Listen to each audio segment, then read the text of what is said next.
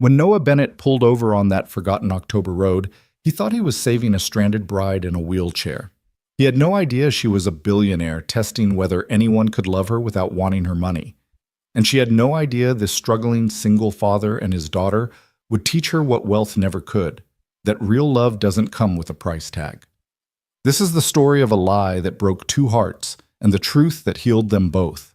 Stay with me until the end and comment what city you're watching from. I want to see how far this story travels. The October sun hung low over the Montana backroads, painting everything in shades of amber and rust. Noah Bennett's pickup truck rattled along the gravel path, the bed loaded with firewood he'd spent the morning splitting. His flannel shirt was dark with sweat despite the autumn chill, and his hands, calloused from years of carpentry and hard living, gripped the steering wheel with the easy confidence of a man who knew these woods like the lines on his own palms. He was thinking about Mia. He was always thinking about Mia. His 9-year-old daughter would be getting off the school bus in about an hour, and he'd promised her pancakes for dinner. Not because it was a special occasion, but because it was Tuesday, and Tuesdays had been hard ever since Sarah died 3 years ago. Pancakes helped. They didn't fix anything, but they helped. Noah rounded a bend where the pines grew thick and the road narrowed to barely one lane, and that's when he saw her. At first, he thought his eyes were playing tricks on him. The image didn't make sense, didn't fit with the reality of this forgotten stretch of Montana wilderness, where the only traffic was usually deer and the occasional logging truck. A woman sat in the middle of the road, not standing, sitting, in a wheelchair, and she was wearing a wedding dress. The gown was torn at the hem, stained with mud, and what looked like grass stains, the once white fabric now a patchwork of dirt and damage. Her veil hung crooked from her hair, which had fallen loose from whatever style it had been in, dark waves tumbling over her shoulders. But it was her face that made Noah's foot hit the brake, pale as moonlight, eyes wide with something that looked like terror, or maybe shock, or maybe both. The truck skidded slightly on the gravel before coming to a complete stop about 20 feet from where she sat. For a moment, neither of them moved. Noah's mind raced through possibilities, each more unlikely than the last. A prank? Some kind of photo shoot gone wrong? A movie production that hadn't bothered to get permits? But there were no cameras, no crew, no other vehicles. Just this woman, alone, in the middle of nowhere, looking like she'd crawled out of someone's worst nightmare about wedding days gone wrong. He put the truck in park and climbed out slowly, hands visible, the way you'd approach a frightened animal. "Ma'am?" His voice carried across the 20 feet between them, rough from the wood smoke that had been his constant companion all morning. "Are you hurt?" She looked up at him, and he saw her properly for the first time. She was young, maybe late 20s, early 30s, with features that would have been striking if they weren't currently arranged in an expression of absolute devastation. Her eyes were hazel, he noticed, green and gold and brown all at once, and they were filled with tears that she seemed to be fighting desperately not to shed. Her voice cracked. She tried again. "I can't. My phone is dead. My chair. Something's wrong with the wheel. It won't." She gestured helplessly at the wheelchair, and Noah saw that one of the front wheels was bent at an unnatural angle, the kind of damage that suggested a hard fall or a collision with something solid. He moved closer, his boots crunching on the gravel. "What happened? Where's your—" He almost said husband, but caught himself. The presence of a wedding dress didn't guarantee a wedding had actually happened. "Where's your people?" Something flickered across her face. Pain, anger, shame. He couldn't tell which. "Gone," she said simply. "They're all gone." Noah had lived 32 years on this earth, and he'd learned that sometimes the only thing you could do for someone was to not ask questions they weren't ready to answer. He'd learned that lesson the hard way, in hospital rooms and funeral homes and in the awful silence of his house after Sarah's family had finally stopped calling to check on him. So instead of pressing, he just nodded and walked the rest of the way to her wheelchair, kneeling down to examine the damaged wheel. It was definitely broken. The axle bent, the wheel itself cracked. This wasn't something that could be fixed with duct tape and good intentions.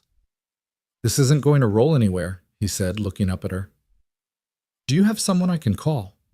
Someone who can come get you?" "My phone is dead," she repeated, and this time her voice was barely a whisper.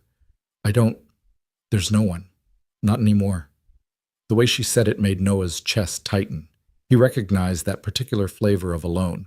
It was the same one he'd tasted for months after Sarah's funeral, when everyone's casseroles had run out and their sympathy calls had dwindled, and he'd realized that being a widower with a 6-year-old daughter meant being fundamentally, terrifyingly alone in a way he'd never imagined possible. He made a decision. "Okay," he said, standing up and brushing gravel dust from his jeans. "My name's Noah Bennett. I live about 3 miles from here. I can take you there, let you charge your phone, call whoever you need to call, figure out what to do next." She stared at him like he'd just offered her the moon. You don't know me." "No, ma'am, I don't, but I know what it looks like when someone needs help, and you look like you need help." For a long moment, she just looked at him, those hazel eyes searching his face for something. Sincerity, maybe, or ulterior motives, or some sign that he was exactly the kind of person a woman alone in the woods should be afraid of. Whatever she was looking for, she must have found it, because finally she nodded. "Evelyn," she said quietly. "My name is Evelyn." "All right, Evelyn, let's get you out of the road before someone comes around that corner too fast and doesn't see you in time." He moved around behind her wheelchair and reached down to lift her, then paused. "Is it okay if can I carry you? I don't want to hurt you, or I can't walk," she said quickly, almost too quickly. "So yes, you'll have to carry me." Noah had carried plenty of things in his life. Lumber, furniture he was building, his daughter when she fell asleep watching movies on the couch. But there was something different about lifting another adult human being, something intimate and awkward and strangely vulnerable for both of them. Evelyn weighed almost nothing. That was his first thought as he slid one arm under her knees and the other behind her back, lifting her clear of the wheelchair. She was small, delicate, and despite the ruined wedding dress and the dirt smudged on her face, there was something refined about her, something that spoke of a life very different from his own. She stiffened when he lifted her, her arms coming up instinctively to wrap around his neck. He could feel her trembling, though whether from cold or fear or something else entirely, he couldn't say. "I've got you," he said, which seemed like an absurd thing to say to a complete stranger he was literally carrying away from the side of a road, but it was all he could think of. "Truck's right here." He carried her to the passenger side and managed to get the door open one-handed, settling her as gently as he could onto the bench seat. The wedding dress pooled around her like sea foam, layers of silk and tulle that probably cost more than his truck was worth. "The wheelchair," she said. "Should we? I'll throw it in the back. Might be able to fix that wheel, or at least get it good enough to use while you're figuring out your next step." He went back for the wheelchair, folding it with practiced efficiency. Sarah had a sister who used one after a car accident, and he'd gotten familiar with the mechanics during family gatherings, and hefted it into the truck bed alongside the firewood. When he climbed into the driver's seat, Evelyn was sitting very still, her hands folded in her lap, staring straight ahead through the windshield like she was trying to memorize the pattern of pine trees against the sky. Noah started the engine and eased the truck back onto the road, heading toward home. The cab was silent except for the rumble of the engine and the crunch of gravel under tires. He wanted to say something, to fill the awkward space between them, but he'd never been good at small talk. Sarah had been the talker in their marriage, the one who could strike up a conversation with anyone. Noah was better with his hands than his words. After about a mile, Evelyn spoke, her voice so quiet he almost didn't hear her over the engine. "Thank you." He glanced at her, then back at the road. "Nothing to thank me for. Anyone would have stopped." "No," she said, and there was something hard in her voice now, something bitter. "They wouldn't have." Noah didn't know what to say to that, so he said nothing. They drove in silence the rest of the way. The Bennett cabin sat at the end of a long driveway, surrounded by pine trees and the kind of quiet that city people always said they wanted until they actually experienced it. It was a modest place. Noah had built parts of it himself, adding a room here, a porch there, trying to make it feel like a home rather than just a house. The property had been in Sarah's family for generations, and when she died, it became his and Mia's, the only constant in a world that had shifted beneath their feet. Noah pulled up to the front of the house and killed the engine. Through the windshield, he could see the mess of tools on the porch. He'd been meaning to organize them for weeks, and the stack of lumber under a tarp that represented his next few furniture commissions. It wasn't much, but it was theirs. It's not fancy, he said, suddenly aware of how the cabin must look to someone wearing a wedding dress that probably cost more than he made in 6 months. But it's warm and dry, and the phone works. It's perfect, Evelyn said, and she sounded like she meant it. He came around to her side of the truck and lifted her again, this time carrying her up the 3 steps to the porch and shouldering open the front door. The interior of the cabin smelled like pine wood and the lavender oil Mia liked to put in the diffuser Sarah's mother had given them. It was clean, mostly. Noah had learned early on that a 9-year-old and a single dad could either have a spotless house or a sane household, not both. Living room straight ahead, he said, carrying her through the doorway. I'll put you on the couch, and then I'll get your wheelchair. The living room was small but comfortable, dominated by a stone fireplace that Noah had spent 3 months building the summer before Sarah got sick. A well-worn couch faced it, flanked by mismatched armchairs and a coffee table that bore the scars of countless homework sessions and craft projects. Photos lined the mantel, mostly of Mia at various ages, a few of Sarah, one of Noah's parents before they'd retired to Arizona. He settled Evelyn on the couch, arranging pillows behind her back the way he'd seen nurses do in the hospital. She winced slightly as she shifted position, and he noticed for the first time the bruises on her arms, deep purple marks that looked fresh. Did someone hurt you? The question came out harder than he'd intended, edged with something protective and angry. Evelyn looked down at the bruises, seeming surprised to see them there. No, I mean, yes, but not... It wasn't like that. I fell. When the chair tipped over, it's not... No one hit me, if that's what you're asking. Noah nodded, filing away the information but not quite believing it. In his experience, people who'd been hurt often defended the people who'd hurt them, at least at first. But pushing wouldn't help, so he let it go. I'll get the wheelchair and your phone charger, he said. And I'll make some coffee, or tea, if you prefer. Coffee would be amazing, she said, and for the first time since he'd found her, she smiled. It was a small smile, tentative, but it transformed her face from tragic to something softer, more human. Noah brought in the wheelchair and set it up near the couch, then dug through a drawer in the kitchen until he found a phone charger that looked like it would fit whatever model she had. He plugged it into an outlet near the couch and handed her the cable. Thank you, she said again, taking the charger with hands that were still trembling slightly. Her phone, he caught a glimpse of it as she pulled it from somewhere in the folds of her dress, looked expensive, the kind of sleek device that probably cost more than his monthly mortgage payment. While the coffee brewed, Noah stood in the kitchen and tried to make sense of what was happening. He'd found a woman in a wedding dress on a back road, brought her home, and now she was sitting on his couch like a ghost from someone else's life. It felt surreal, disconnected from the reality of his everyday existence of carpentry work and school pickup, and trying to raise a daughter who still cried sometimes at night for a mother who would never come back. The coffee maker beeped. He poured 2 cups, black for him, and he brought sugar and cream for her on a tray his mother-in-law had given them as a wedding present. The domesticity of it struck him as absurd. Here he was, serving coffee to a stranger in a torn wedding gown, as if this were somehow a normal Tuesday afternoon. When he returned to the living room, Evelyn had her phone on, staring at the screen with an expression he couldn't quite read. Not quite relief, not quite fear. Something in between. Messages, he asked, setting the tray on the coffee table. 17 missed calls, 32 texts, voicemails I haven't listened to yet. She locked the phone and set it down like it was something dangerous. I'm not ready to deal with any of that yet. Noah handed her a cup of coffee and settled into one of the armchairs, maintaining a respectful distance. Do you want to talk about what happened?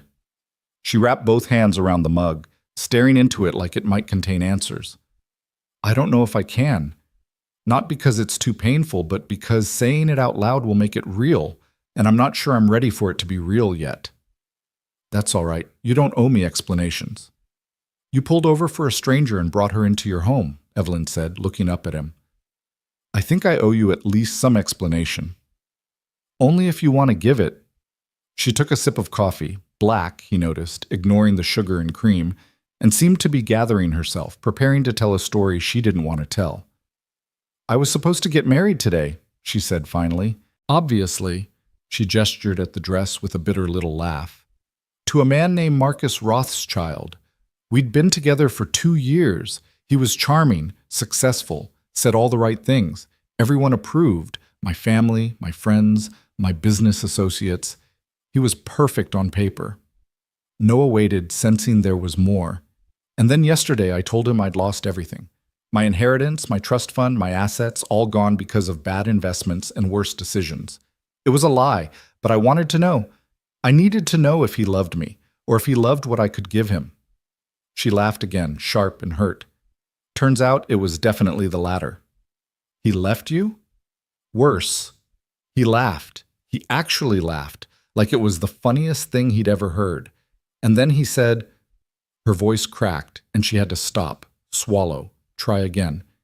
He said I must think he was an idiot to marry someone with nothing to offer, that I was damaged goods now, and he wasn't running a charity. Noah felt anger rise in his chest, hot and sudden. He'd never met Marcus Rothschild, would probably never meet him, but in that moment he hated him with the kind of pure, uncomplicated hatred he usually reserved for people who hurt children or animals. So this morning I got in my wheelchair. I've been using one since a car accident 2 years ago, though I've been regaining some function, and I drove away from the venue. Just drove. I didn't have a plan. I just needed to be anywhere but there. She looked around the cabin, at the photos on the mantel, the worn furniture, the life Noah had built from the ruins of his own grief. And then the chair broke, and you found me, and here we are. Here we are, Noah echoed. They sat in silence for a moment, the weight of her story settling between them. Outside, Noah could hear the wind picking up, rustling through the pines. It would rain soon. He could smell it in the air, that particular combination of ozone and earth that always preceded a Montana storm. My daughter will be home in about 20 minutes, Noah said, glancing at the clock on the wall. Mia, she's 9. Smart as hell, talks a mile a minute, and she's going to have about 1,000 questions when she sees you. Evelyn's eyes widened slightly. I should go. I should call someone. Get out of your hair before... Where are you going to go? Noah asked gently. You just said you drove away from your wedding. Do you have somewhere to stay? Someone who isn't going to make you explain everything right now? She looked down at her coffee, and he could see her considering, weighing options that probably all felt equally terrible. No, she admitted finally. Not really. Then stay, Noah said, surprising himself with the offer. At least for tonight. There's a guest room. It's small, but it's clean. We'll figure out the rest tomorrow. You don't know me, Evelyn said, echoing what she'd said on the road. I could be anyone. I could be dangerous. Noah smiled at that, a real smile that crinkled the corners of his eyes. Lady, you were stranded in a wheelchair in a wedding dress in the middle of nowhere. If you're dangerous, you're doing a really bad job of showing it. Despite everything, Evelyn laughed. A real laugh this time, not bitter or broken, just genuinely amused. Fair point. Besides, Noah said, standing up to refill his coffee, I'm a pretty good judge of character. Comes from years of working with clients who try to describe what they want for custom furniture when they don't actually know what they want. You learn to read people. And what do you read from me? He considered the question seriously, studying her. The expensive dress that was now ruined, the carefully maintained posture despite obvious exhaustion, the way she held herself like someone who was used to being in control but had suddenly lost all of it. I think you're someone who's been hurt badly by someone you trusted, he said slowly. I think you're tougher than you look right now, and I think you're probably not used to accepting help from strangers, which makes it hard for you to be sitting here letting me help you. Evelyn stared at him, something shifting in her expression. That's remarkably accurate. Like I said, good judge of character. The sound of a school bus rumbling down the road made them both look toward the door. Noah set down his coffee and stood. That'll be Mia. Fair warning, she's going to be very excited about this. She doesn't see new people very often out here. Should I? Is there a story I should tell her? About who I am? Noah paused, considering. How about we just stick with the truth, or as much of it as you're comfortable sharing? I don't like lying to my daughter unless it's about Santa Claus or the Tooth Fairy. Evelyn nodded, but he could see tension in her shoulders, the way she was bracing herself for whatever came next. The school bus's air brakes hissed, and Noah heard Mia's feet hit the gravel driveway, She always jumped from the bottom step rather than walking down properly, no matter how many times he told her to be careful. The front door burst open seconds later. "Dad! Dad, you won't believe what happened at school today. Connor Michaels brought a snake for show and tell, but it got loose, and Mrs. Henderson screamed and—" Mia stopped dead in her tracks, her backpack sliding off one shoulder, staring at Evelyn on the couch. For a moment, no one spoke. Mia was small for 9, with her mother's dark curls and Noah's gray eyes and a smattering of freckles across her nose. She wore jeans with dirt on the knees and a t-shirt featuring a cartoon dinosaur wearing sunglasses. She looked from Evelyn to Noah and back again, her mouth forming a perfect O of surprise. "Is that a princess?" she whispered. Noah bit back a laugh. "Mia, this is Evelyn. She had some trouble on the road, so she's going to stay with us for a little while. Evelyn, this is my daughter, Mia." Mia approached slowly, the way she approached the deer that sometimes came into their yard, carefully, like any sudden movement might make them bolt. "Are you okay?" she asked Evelyn, her voice full of a child's uncomplicated concern. "Your dress is all torn."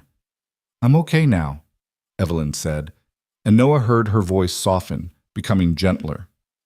"Your dad found me and helped me. He's very kind." "He's the best dad in the whole world," Mia said matter-of-factly, dropping her backpack on the floor. "Are you really a princess? You look like a princess. Or maybe a queen." "Are you a queen?"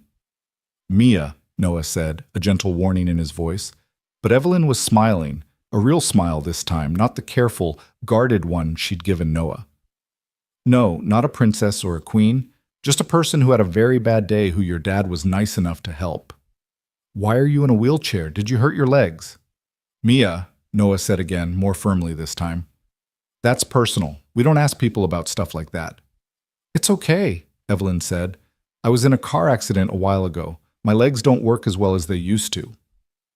It was impressive, Noah thought, how smoothly she'd delivered that lie. Because it was a lie, or at least not the whole truth. He'd felt her stiffen when he'd lifted her, the way muscles tense that shouldn't tense if they weren't working. But he didn't call her on it.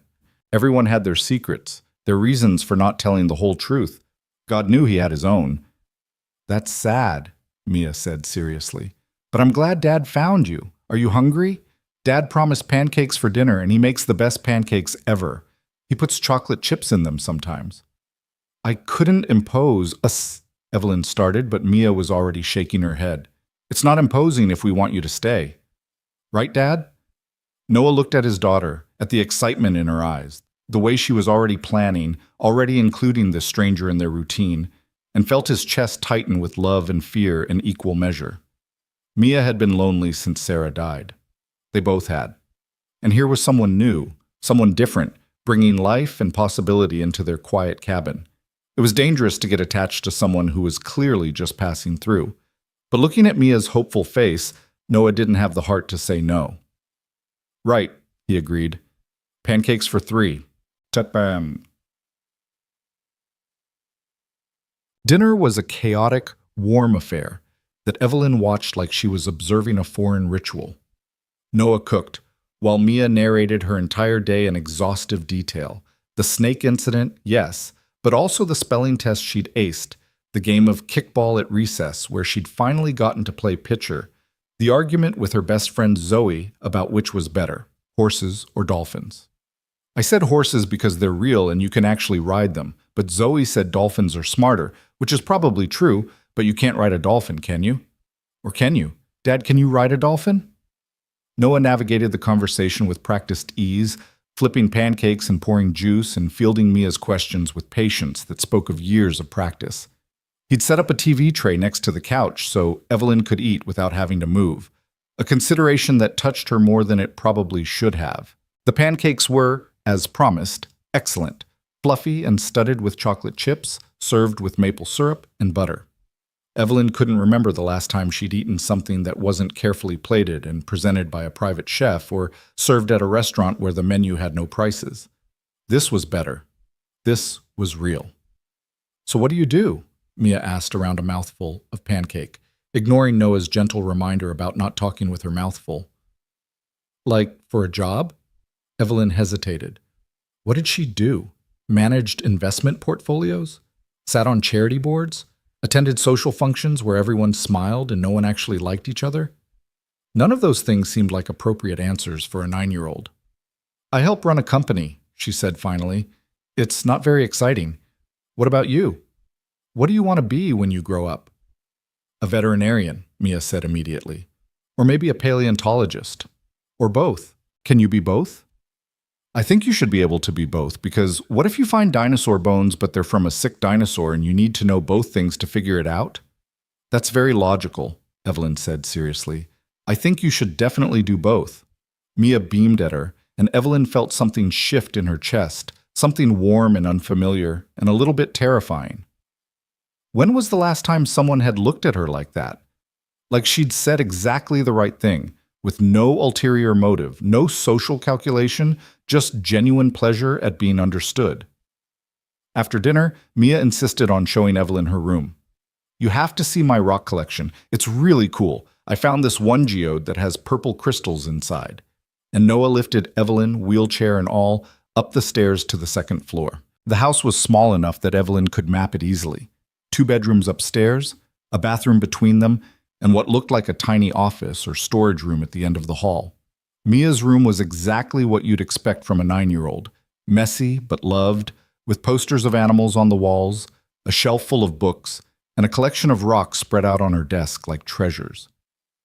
This is my favorite, Mia said, holding up a chunk of quartz that glittered in the evening light.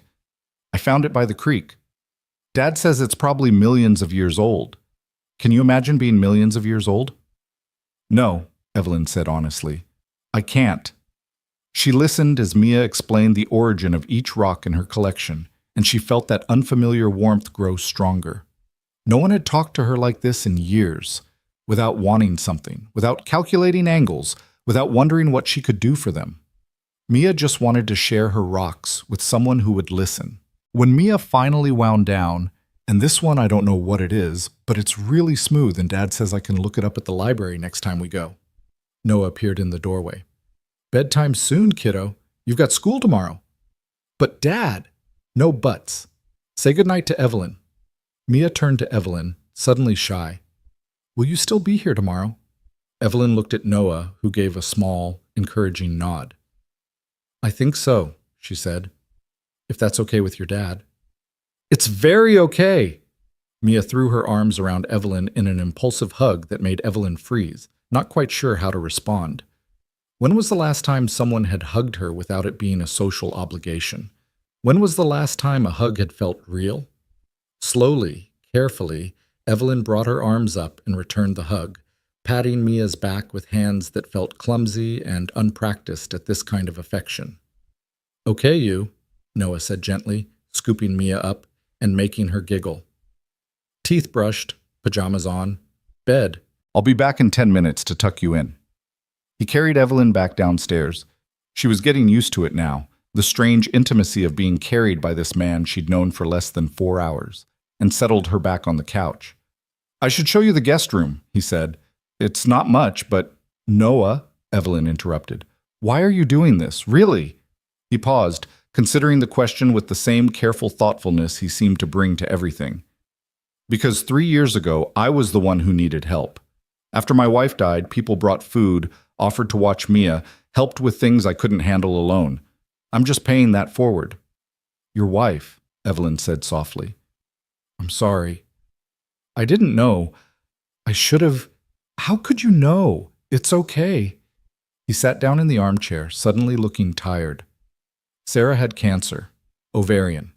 By the time they found it, it was too late to do much beyond making her comfortable. She died when Mia was 6. That must have been impossibly hard. It was. It still is some days, but you figure out how to keep going. You have to, especially when you've got a kid depending on you. He looked toward the stairs where they could hear Mia singing to herself in the bathroom. She's the reason I get up every morning? Well, that and the mortgage. Evelyn laughed softly.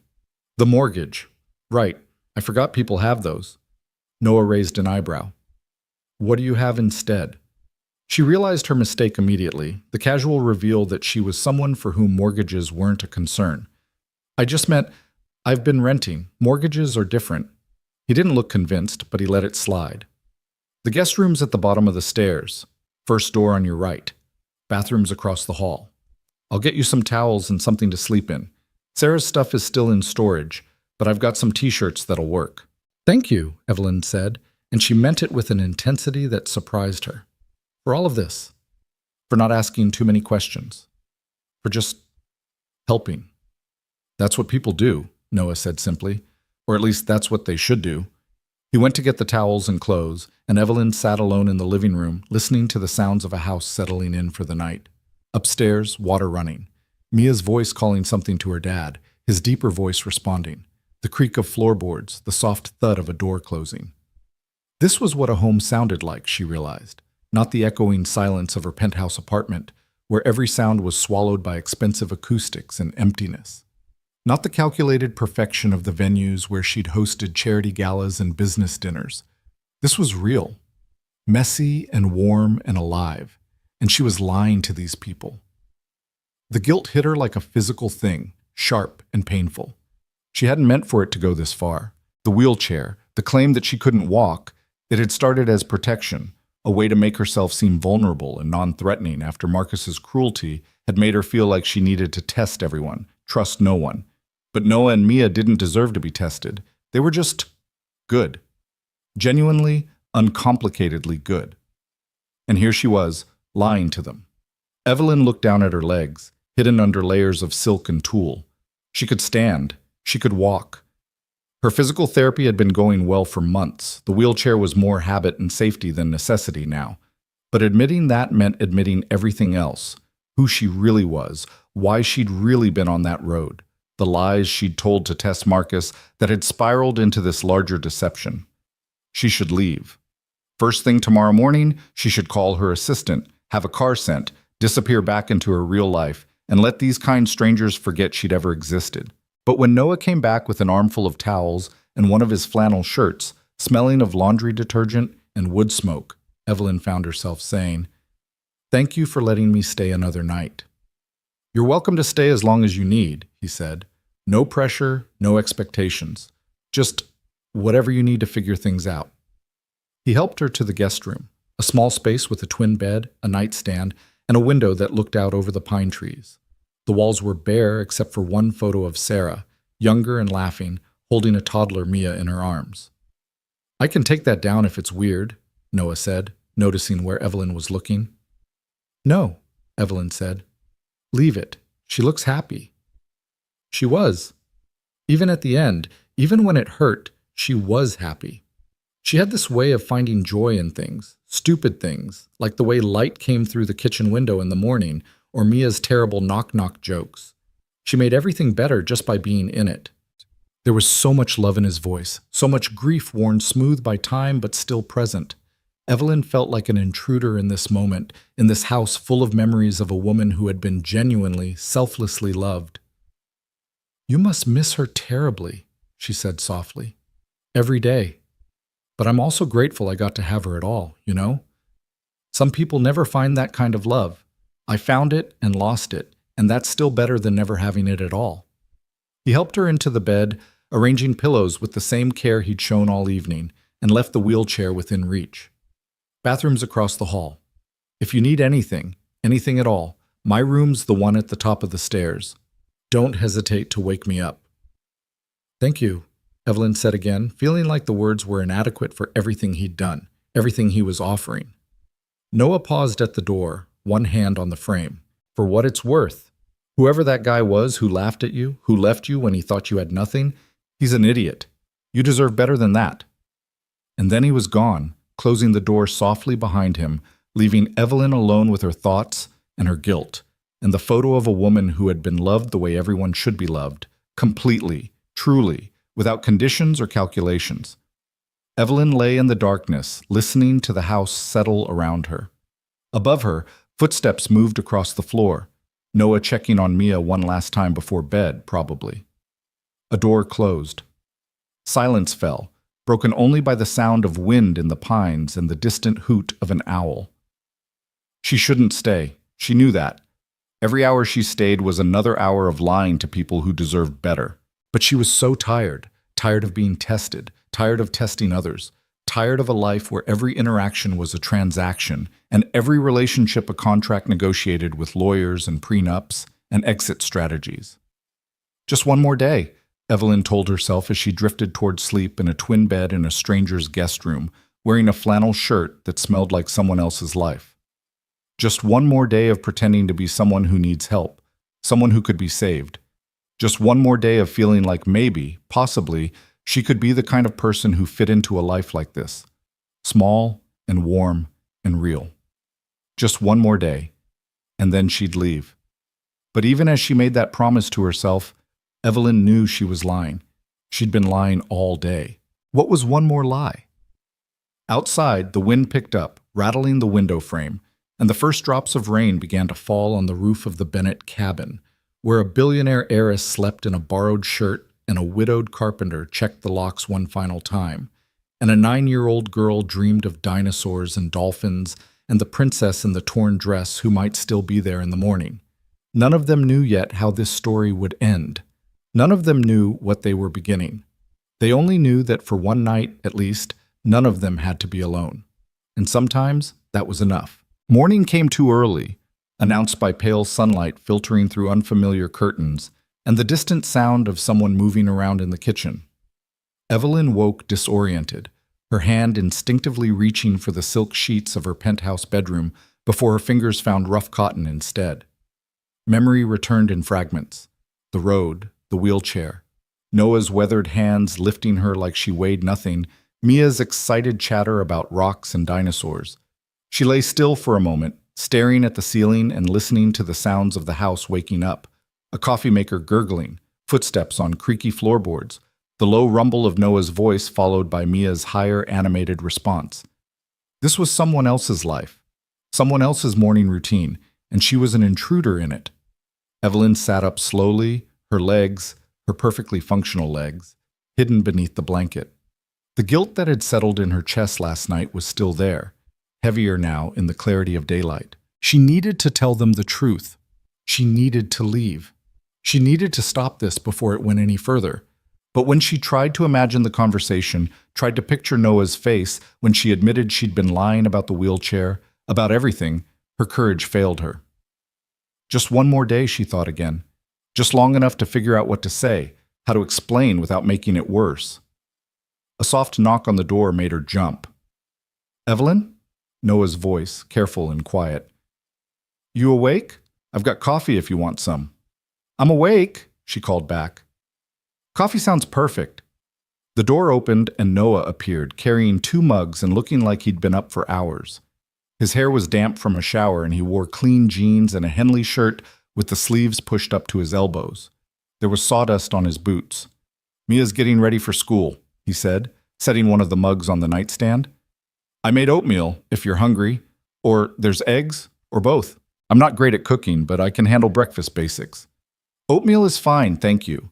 Evelyn took the coffee, wrapping her hands around the warmth of the ceramic. "You didn't have to. I mean, you've already done so much." "It's oatmeal, not a kidney transplant." He smiled, easy and genuine. "Besides, Mia's already talking about showing you her comic book collection after school. I think you made a friend." Something in Evelyn's chest twisted at that. The casual way he said it, like friendship was something simple and uncomplicated instead of the careful negotiation it had always been in her world. "She's a wonderful kid. You've done an amazing job with her." "I do my best. Some days that's enough, some days it isn't."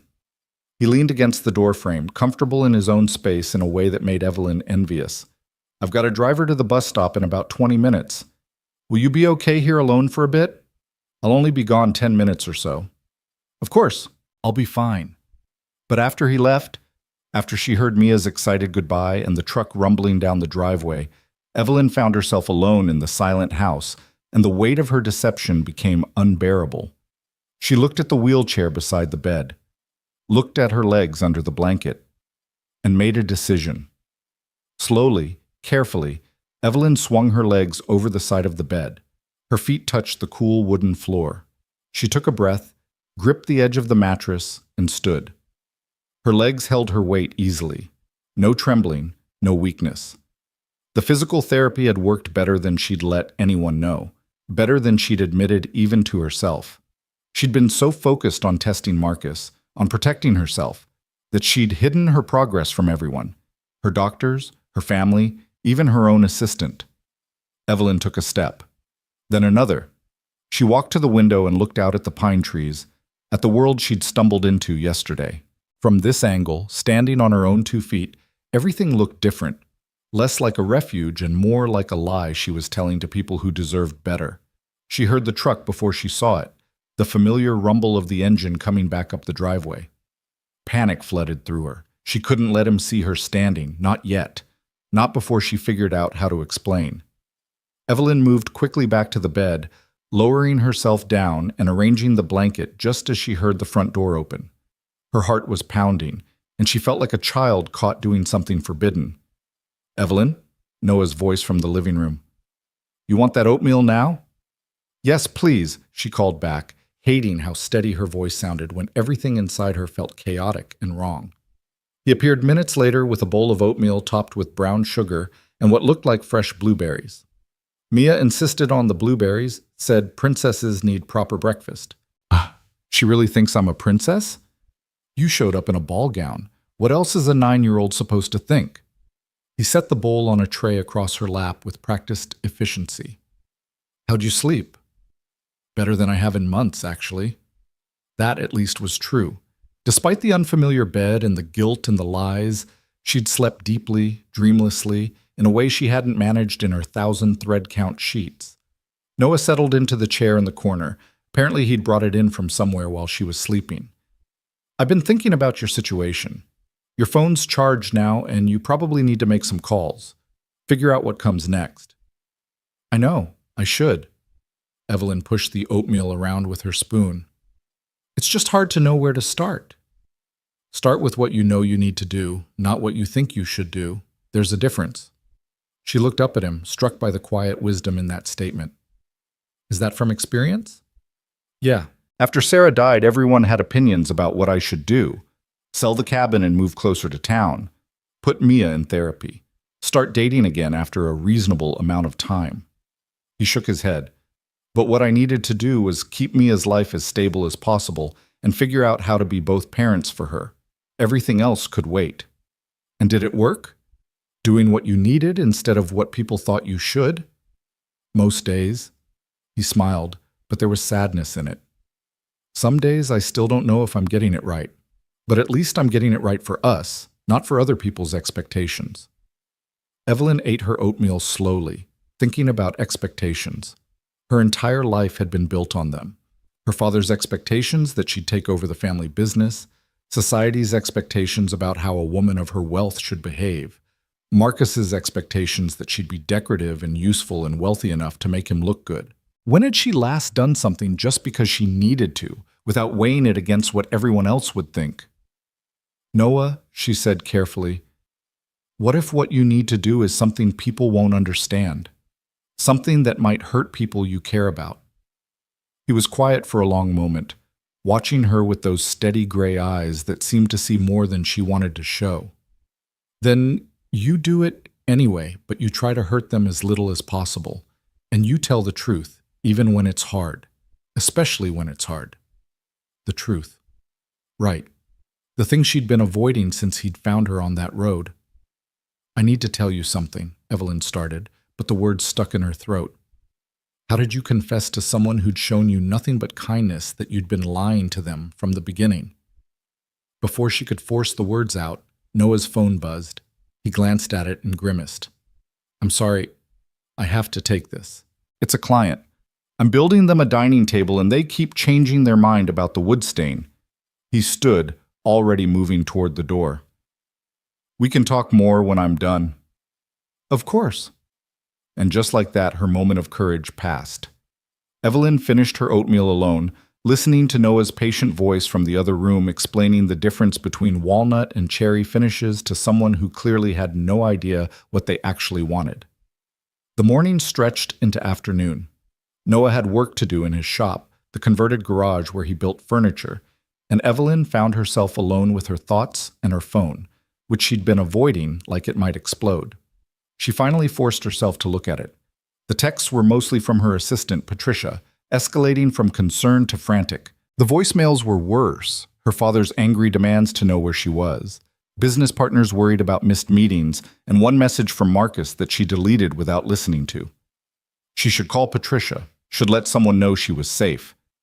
But the moment she made contact with her old life, this interlude, this strange, unexpected pause, would be over. She'd have to go back to being Evelyn Grace, billionaire heiress, instead of just Evelyn, the woman Noah had helped. A text came through as she was staring at the screen.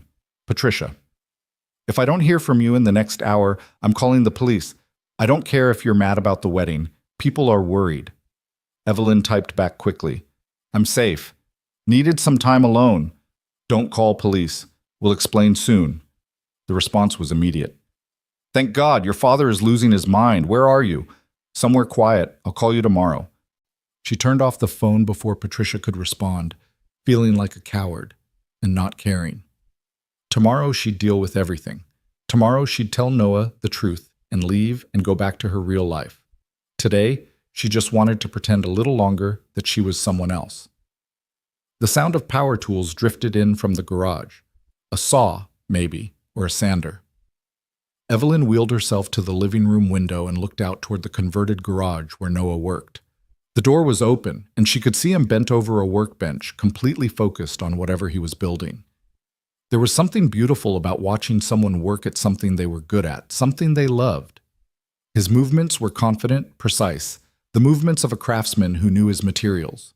The morning sun caught the sawdust in the air, making it glitter like gold. Evelyn watched, transfixed, as Noah ran his hand along a piece of wood, checking for smoothness, then picked up another tool and went back to work. He looked peaceful, content, like this was exactly where he was supposed to be. When was the last time she'd felt like that?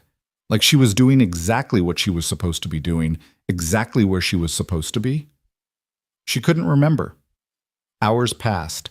Noah came in for lunch, sandwiches that he made quickly, efficiently, eating while standing at the counter because he was in the middle of something and didn't want to lose his momentum.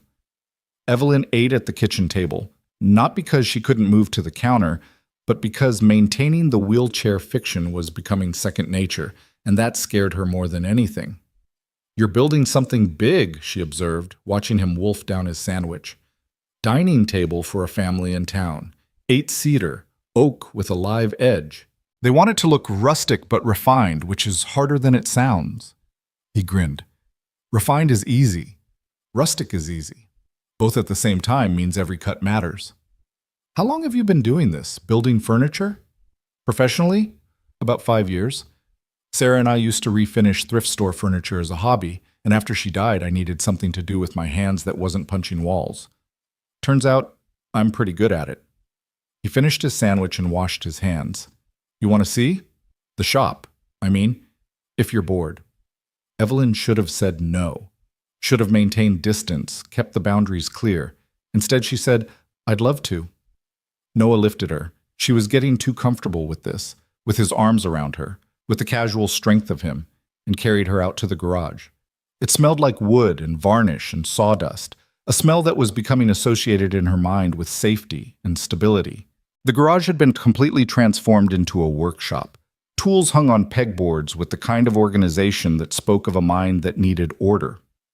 Half-finished projects occupied various workbenches, a rocking chair missing its rockers, a bookshelf waiting for stain, and in the center of the space, the dining table Noah had mentioned.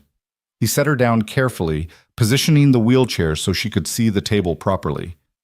It's not finished yet, still needs sanding and stain and about 3 coats of polyurethane, but you can see the bones of it. Evelyn reached out and ran her fingers along the edge of the table. The wood was smooth but alive somehow, the grain telling a story of seasons and growth and time. It's beautiful. Oak is forgiving, it's strong but takes detail well. Noah moved to the other side of the table, pointing out joinery she wouldn't have noticed otherwise. See these joints? Mortise and tenon, no screws. They'll hold for generations if they're done right. You really love this, Evelyn said, watching his face as he talked about wood grain and joinery techniques with more passion than she'd heard anyone discuss anything in years. I do. It's honest work, you know? You put in the effort, you get results. You cut a corner, the piece falls apart. There's something satisfying about that kind of direct cause and effect. He looked up at her. What about you? Do you love what you do? Running a company, you said. Evelyn hesitated. The truth was complicated.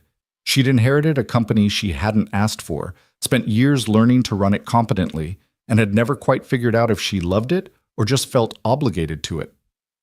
It's complicated. That's not a no, but it's not a yes either. No, it's not. She looked at the table, at the evidence of work done with care and attention. I think I'm good at what I do, but I'm not sure I love it. Maybe I never did. Maybe I just learned to be good at it because that's what was expected. Noah came around the table and leaned against the workbench beside her, arms crossed. That's a hard way to live, doing what you're supposed to instead of what you want, says the man who became both parents to his daughter because that's what he was supposed to do. That's different. I wanted to be there for Mia. The circumstances were awful, but the choice was easy. He was quiet for a moment. But yeah, I see your point. Sometimes what we're supposed to do and what we want to do line up, and sometimes they don't, and that's when life gets complicated. Very complicated, Evelyn agreed softly. They stayed in the shop for another hour. Noah worked while Evelyn watched, and they talked about small things. Mia's obsession with rocks, the deer that came through the property, the winter that was coming and how harsh Montana winters could be. Safe topics, easy topics. Nothing about who Evelyn really was or why she was really there, or the lies that were piling up between them like cordwood. When the school bus rumbled past, Noah checked his watch. That's my cue. Mia will be home in 5 minutes, and if I'm not there to hear about her day immediately, she holds it against me for hours. He carried Evelyn back to the house, settling her on the couch just as they heard Mia's feet hit the gravel driveway. The front door burst open. Dad, Evelyn, you won't believe— Oh, good, you're both here. Mia dropped her backpack and launched into a detailed explanation of the science experiment they'd done in class, involving vinegar and baking soda and a volcano that had erupted all over Connor Michael's desk, which was funny because he was the one with the snake yesterday, and maybe this was karma. Evelyn found herself laughing, really laughing, at Mia's animated retelling. The kid had timing, pausing for effect in all the right places, her hands gesturing wildly to illustrate the explosion of fake lava. And Mrs. Henderson said, wait for it, she said, Connor, perhaps you should pursue a career that doesn't involve animals or volcanoes. Mia collapsed in giggles. Everyone laughed so hard that Timothy snorted milk out of his nose. That's disgusting, Noah said, but he was smiling. It was hilarious, Mia corrected. She turned to Evelyn. Did you have a good day? Did Dad show you his workshop? He makes the most beautiful stuff. One time he made me a dollhouse that was so perfect I didn't want to play with it because I might mess it up. I saw the workshop. Your dad is very talented. The most talented, Mia agreed loyally. Then, with the sudden subject change that was apparently her specialty, do you like hot chocolate? Because Dad makes really good hot chocolate, and it's supposed to rain tonight, and hot chocolate is the best thing when it rains. I do like hot chocolate. Dad, Mia called over her shoulder, already heading to the kitchen. Make hot chocolate, the fancy kind with the little marshmallows. Noah gave Evelyn an apologetic look. She's very persistent. She's wonderful, Evelyn said, and meant it with her whole heart. The afternoon dissolved into the kind of domestic comfort that Evelyn had seen in movies but never experienced.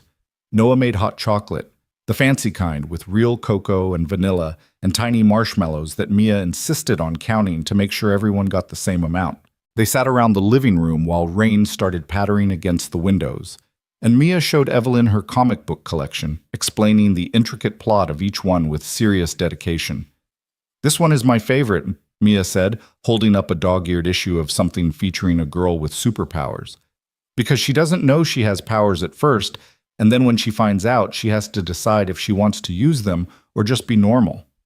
And I think that's hard, you know, because once you know you can do something special, can you really just pretend you can't? Evelyn stared at the comic book, at the girl on the cover who looked torn between two worlds. No, she said slowly. I don't think you can. Once you know, you can't unknow it. Exactly. Mia was pleased to be understood. So she has to be brave and use her powers even though it's scary and people might not like her anymore. That is brave, Evelyn agreed, feeling like the conversation had veered into territory that was hitting too close to home. Dinner was spaghetti. Noah apologized for the simplicity, but Mia declared it was her favorite meal in the whole world, so Evelyn assured him it was perfect. And it was perfect, in its own way. The sauce was from a jar and the garlic bread was frozen, but they ate together at the kitchen table with Mia chattering between bites, and Noah occasionally interjecting with gentle corrections about talking with her mouth full. This was what family felt like, Evelyn realized. Not the formal dinners of her childhood, where conversation was carefully moderated and every topic had to be appropriate for business discussion. Not the restaurant dates with Marcus, where they performed being a couple for whoever might be watching. This messy, warm, real thing where a 9-year-old talked about volcanoes and comics and nobody was trying to impress anyone. After dinner, Mia insisted on teaching Evelyn a card game that had incredibly complicated rules that seemed to change depending on who was winning. They played for an hour, and Evelyn laughed more than she had in months, maybe years. When bedtime came, Mia hugged Evelyn goodnight with the same unselfconscious affection she'd shown the night before. "I'm really glad you're here," she whispered. "It's nice having someone else in the house. It gets lonely sometimes, just me and Dad." Evelyn's throat tightened. "I'm glad I'm here too, sweetie." After Noah carried Mia upstairs for the bedtime routine, Evelyn sat alone in the living room, listening to the sound of rain on the roof and the murmur of voices from upstairs. Story time, probably. Noah reading to Mia the way her own father never had. She needed to leave.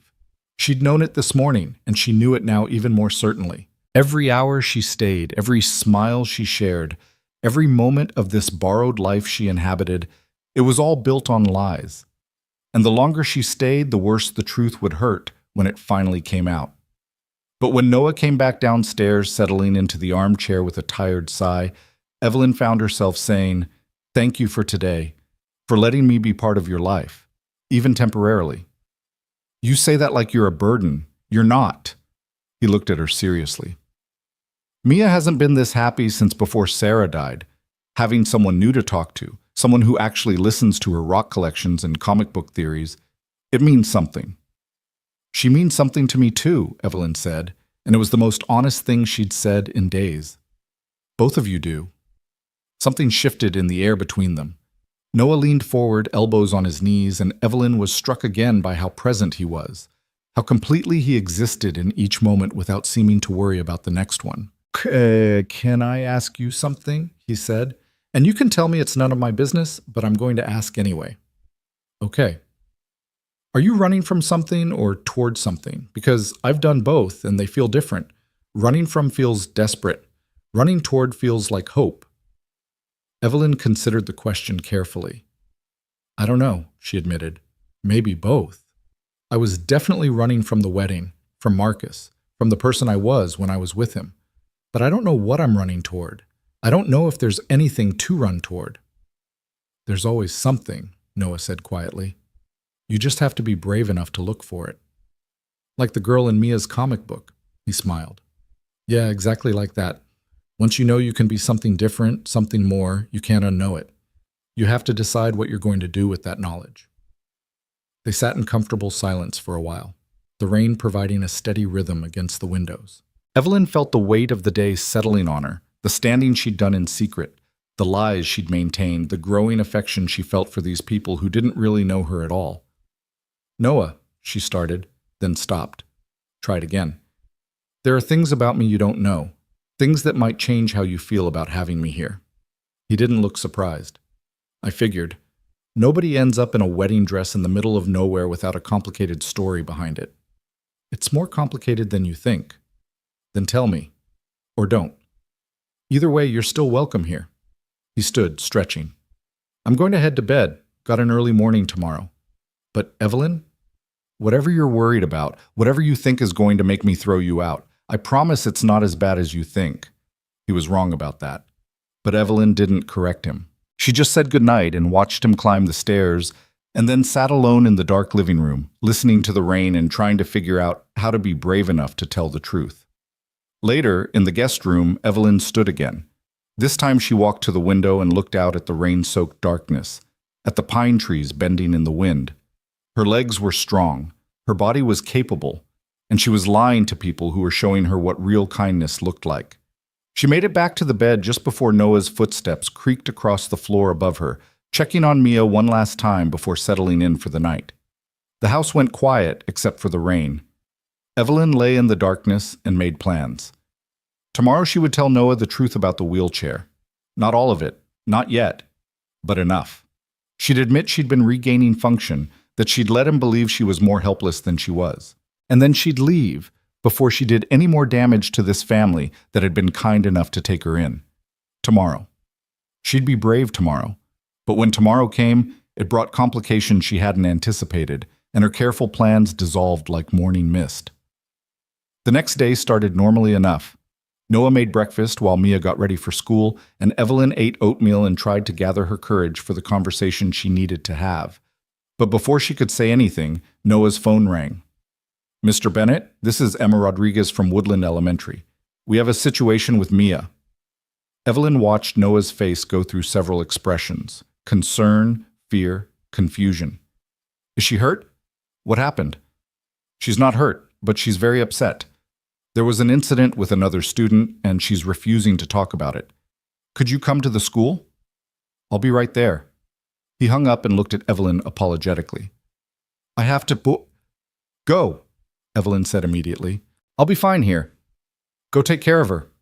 He left in a rush, and Evelyn was alone in the house for the first time since she'd arrived. She should have felt relieved, a chance to move freely, to stretch her legs, to be herself without the performance.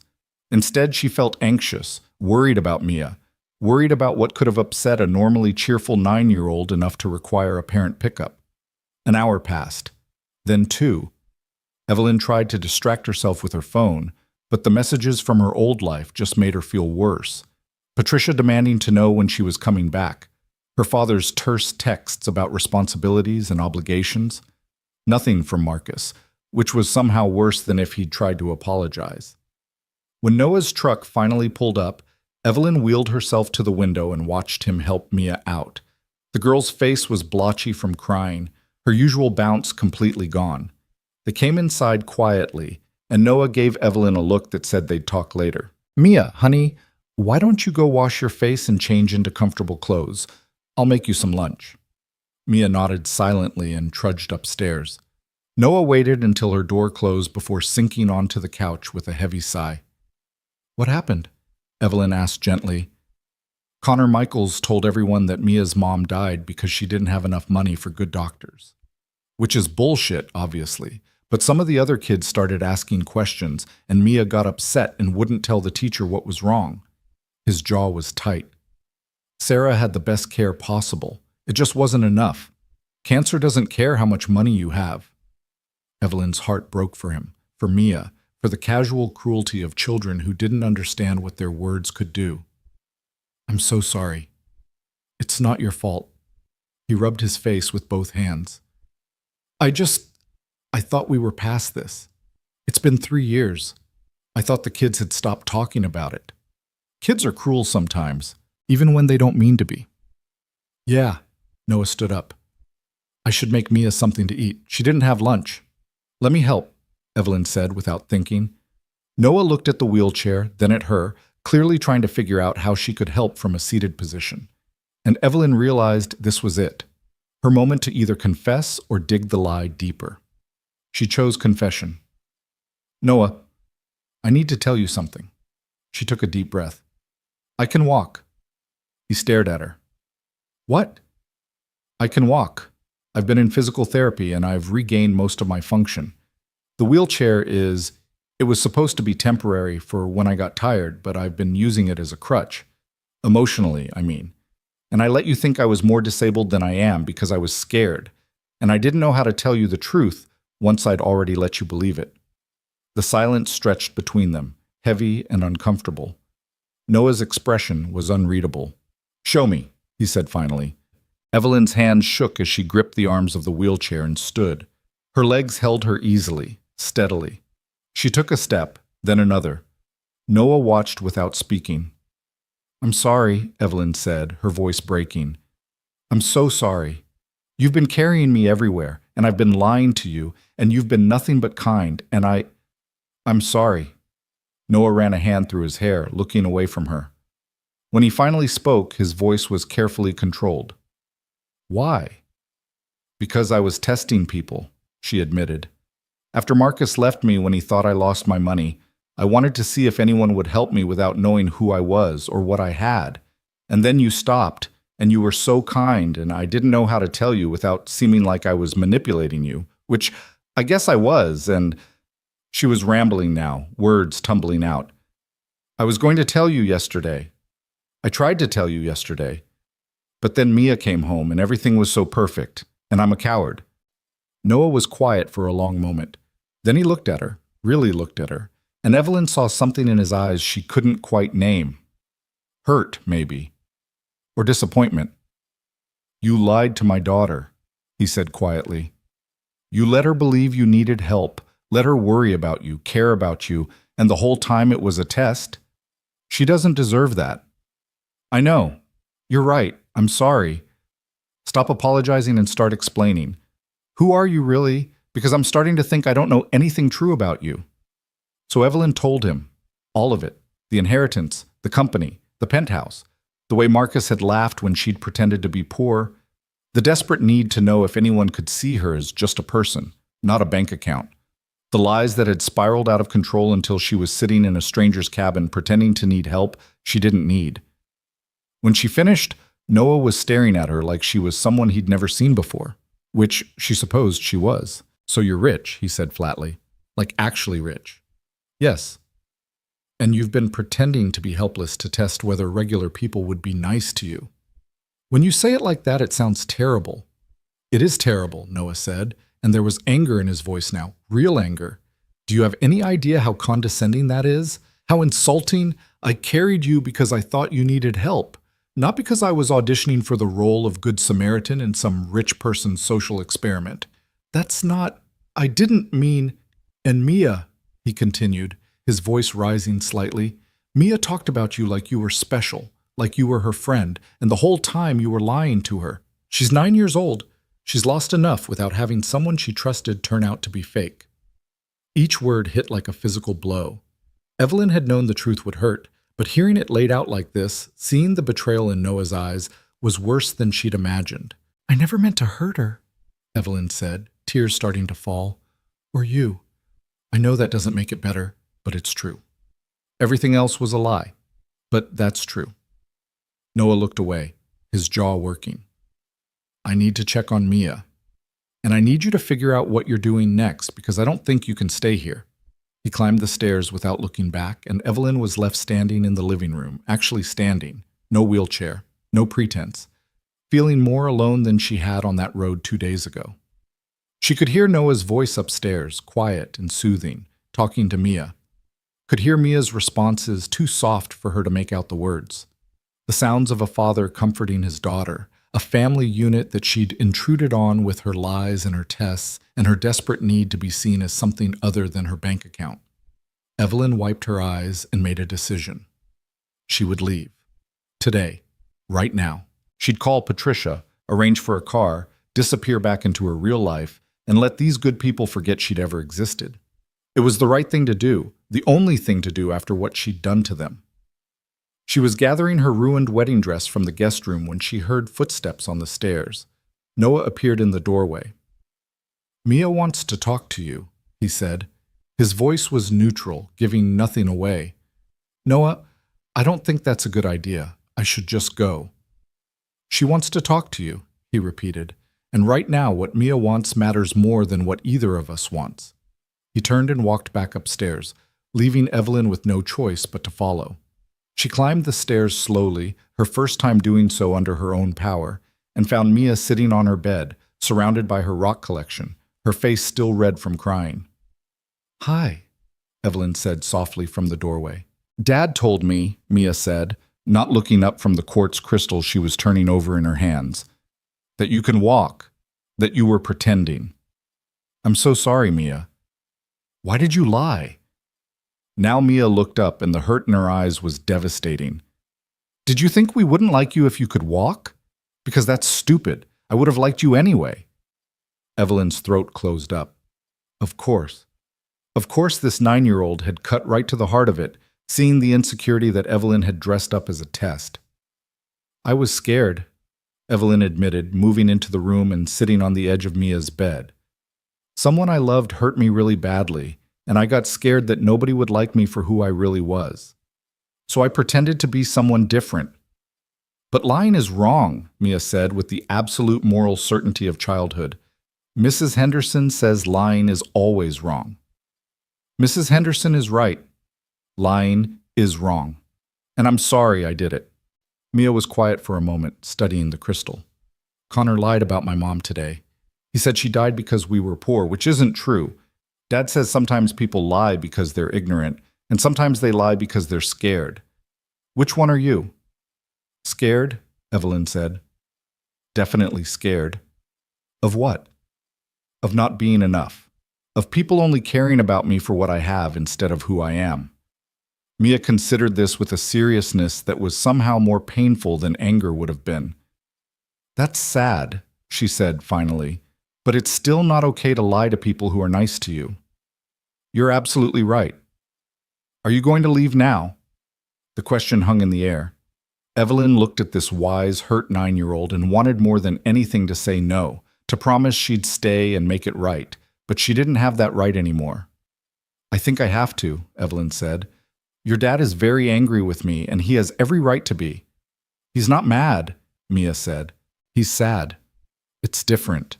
He gets the same face he got when Mom's pictures made him cry, like something good turned out to be not real. The accuracy of that observation made Evelyn's chest ache. I'm sorry I made him sad, and I'm sorry I made you sad. Mia set down her crystal and looked at Evelyn with those serious gray eyes, her father's eyes. I'm sad you lied. But I'm not sad I met you. Even if you were pretending, some of it was real, right? You really liked my rocks, and you really thought my comics were cool? All of that was real, Evelyn promised. The only thing that wasn't real was the wheelchair. Everything else, how much I liked spending time with you, how much I admired your dad, how much this place felt like home. All of that was completely real. Mia nodded slowly, processing this. Then she did something unexpected. She hugged Evelyn. I hope you stop being scared, she whispered, because you're really nice when you're not pretending. Evelyn hugged her back, tears falling freely now. Thank you, Mia. You're one of the bravest people I've ever met. When Mia finally let go, she picked up her favorite geode, the one with purple crystals inside. You should take this, she said, holding it out. Oh, honey, I can't take your favorite rock. It's a gift. Mrs. Henderson says gifts mean you care about someone even when you're mad at them. Mia pressed the geode into Evelyn's hands. So you remember that some things are beautiful on the inside even when they don't look perfect on the outside. The metaphor wasn't subtle, but it broke Evelyn's heart anyway. She closed her fingers around the geode, feeling its weight, its solidity. I'll treasure it, she promised. Noah was waiting at the bottom of the stairs.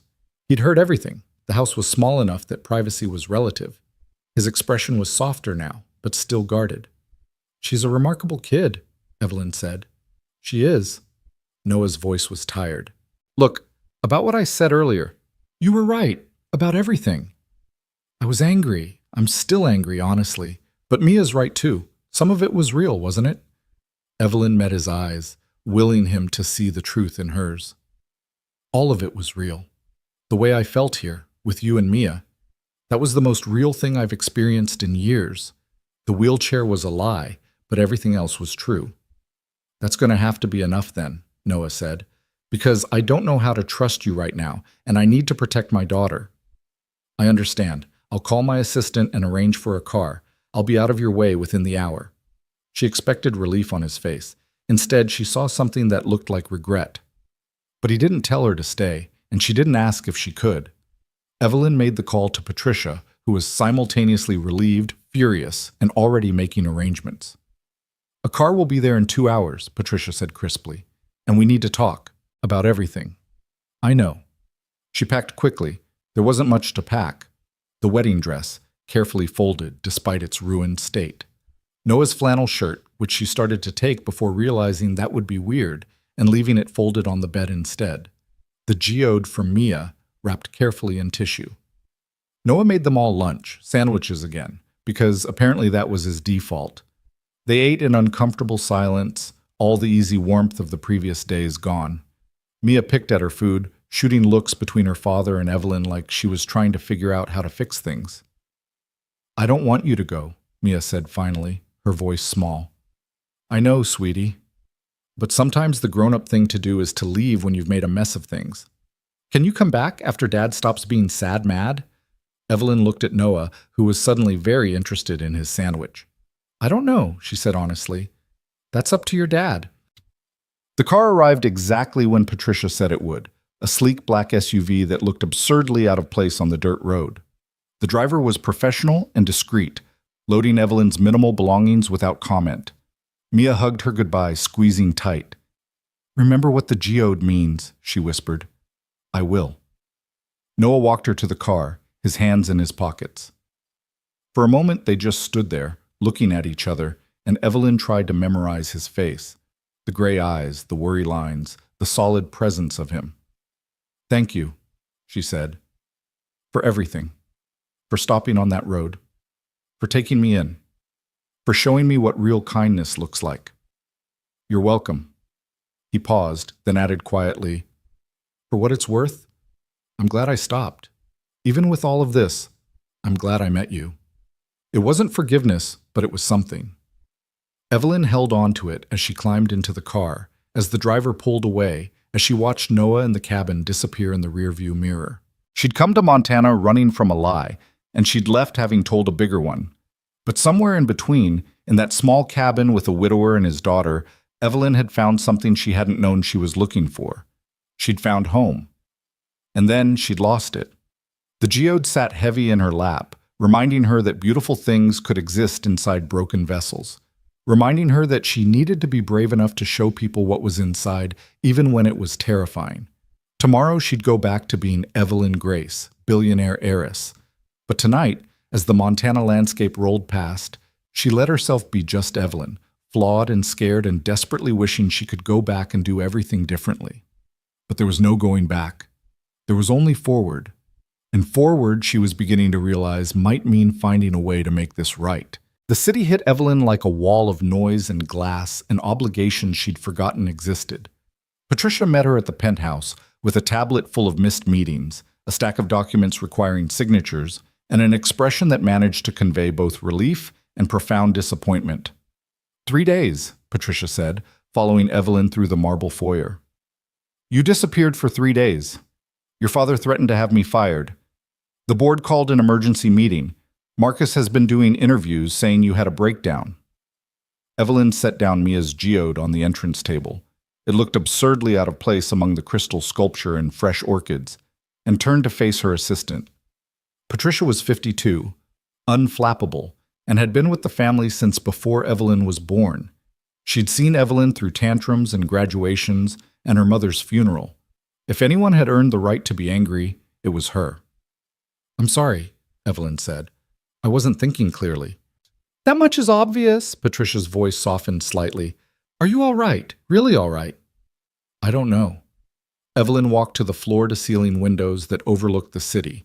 23 floors up, the world looked small and manageable, nothing like the raw reality of pine trees and gravel roads. "I don't think I've been all right in a very long time." "You called off the wedding. That's all right." "I didn't call it off. I ran away from it in a wheelchair and let a stranger think I was helpless so I could test if people would be kind to me." Evelyn laughed bitterly. "And then I lied to him and his daughter for 2 days because I was too much of a coward to tell the truth." Patricia was quiet for a long moment. "That doesn't sound like you." "Maybe it's exactly like me. Maybe I've been lying to everyone for so long that I don't know how to do anything else." Evelyn pressed her forehead against the cool glass. "Marcus was right about one thing. I am damaged goods." "Marcus is an idiot who couldn't see value if it wasn't printed on a bank statement," Patricia said sharply. "And whatever you did in Montana, whatever mistakes you made, they came from a place of pain. That doesn't excuse them, but it explains them." "I hurt people, Patricia. Good people who didn't deserve it. Then make it right. Evelyn turned to look at her assistant. How? I don't know. But I've watched you solve problems 1,000 times more complicated than this. You'll figure it out. Patricia consulted her tablet. But first, you need to deal with your father. He's been calling every hour, and the press is starting to ask questions about why you missed your own wedding. The next week was a blur of damage control and obligations. Evelyn met with her father, a tense lunch where Charles Grace made it clear that running away from a wedding, regardless of the reason, was unacceptable behavior for someone in her position. She sat through board meetings where she could feel the other members evaluating her, wondering if she was stable enough to run the company. She gave a carefully worded statement to the press about calling off the wedding due to personal differences, and watched Marcus do his own interview painting himself as the victim of an unstable woman. Through it all, Evelyn felt like she was moving through water, everything muffled and distant. Her penthouse felt like a museum, beautiful and cold. Her office felt like a cage, all glass and steel and expectations. Even her clothes felt wrong, designer suits and Italian leather when all she wanted was flannel and comfort. She kept Mia's geode on her desk, tucked beside her computer where she could see it. Her executive team clearly thought it was an odd decorating choice, but no one asked about it. No one asked about anything real. They asked about market projections and quarterly reports and strategic initiatives, but no one asked if she was okay, if she needed help, if the person inside the expensive suit was actually holding together or falling apart. 2 weeks after leaving Montana, Evelyn was in a meeting with her CFO when her phone buzzed with a text from an unknown number. She glanced at it discreetly. "This is Mia. I got your number from when you charged your phone at our house. Dad doesn't know I'm texting. Are you okay?" Evelyn's heart clenched. She typed back quickly under the table. "I'm okay, sweetie. How are you?" "Sad? Dad is sad too, but he pretends he's not. He goes to his workshop a lot and works really late. I think he misses you." "Mia, I'm in a meeting. Can I call you later?" "Okay, but don't tell Dad I texted. He'll be mad I took your number." "Our secret. Talk soon." Evelyn looked up to find her CFO staring at her expectantly, clearly waiting for a response to a question she hadn't heard. "I'm sorry. Could you repeat that?" The meeting dragged on for another hour, but Evelyn's mind was in Montana, in a cabin with a 9-year-old who texted in complete sentences and worried about her father. When it finally ended, she went back to her office and closed the door, staring at the geode until her assistant knocked to remind her about her next appointment. That night, alone in her penthouse with the city lights glittering below, Evelyn called Mia. A child answered on the third ring, her voice excited but trying to whisper. "Evelyn?" "Hi, Mia. Is this a good time? Where's your dad?" "In the shower. I have maybe 10 minutes. There was a rustling sound like Mia was moving to a different room. "I'm in my closet now. He won't hear." "You shouldn't have to hide to talk to me." "I know, but Dad gets a weird face when anyone mentions you. Not mad, just sad, like he doesn't want to talk about it." Mia paused. "Do you miss us?" The question was so direct, so vulnerable, that Evelyn felt tears spring to her eyes. "Every single day." "Good. I mean, not good that you're sad, but good that you miss us. Because we miss you too, even though Dad won't say it." "How's school? Did Connor apologize?" "Sort of. Mrs. Henderson made him, but he didn't really mean it. But that's okay because Zoe told him he was ignorant, which is a good word because it means he doesn't know stuff, but it sounds fancy, so Mrs. Henderson couldn't get mad at her for it." Evelyn laughed despite herself. "Zoe sounds like a good friend." "She is. She asked if you were my new mom and I said no, you were just someone who visited, but I wished I could have said yes." Mia's voice got smaller. "Is that bad? That I wished that?" "Oh, sweetie, no, that's not bad at all. But your mom, your real mom, she would want you to remember her."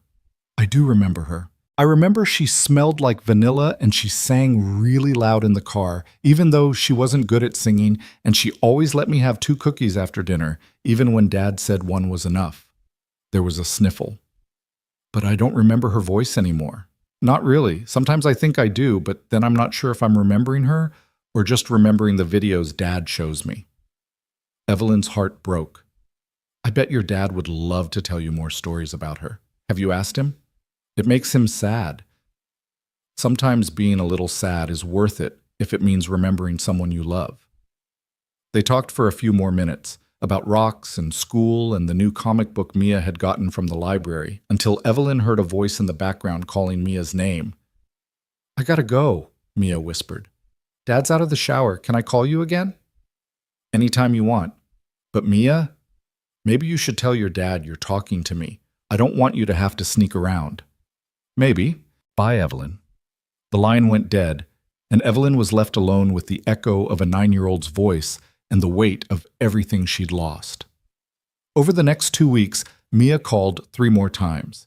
Each call was brief, squeezed into moments when Noah was working in his shop or running errands. Each call left Evelyn feeling more connected to Montana and more disconnected from her life in the city. She learned that Noah had taken on an extra commission, a bookshelf for the library, and was working long hours. She learned that Mia had aced her science test. She learned that their house felt too quiet now, that Mia had put Evelyn's coffee mug in her room like a keepsake. And she learned that Noah never talked about Evelyn, never mentioned her name, acted like those 2 days had never happened. I think he's trying to forget you, Mia said during their 4th call. But I don't think it's working because sometimes I catch him just staring at nothing, like he's thinking really hard about something sad.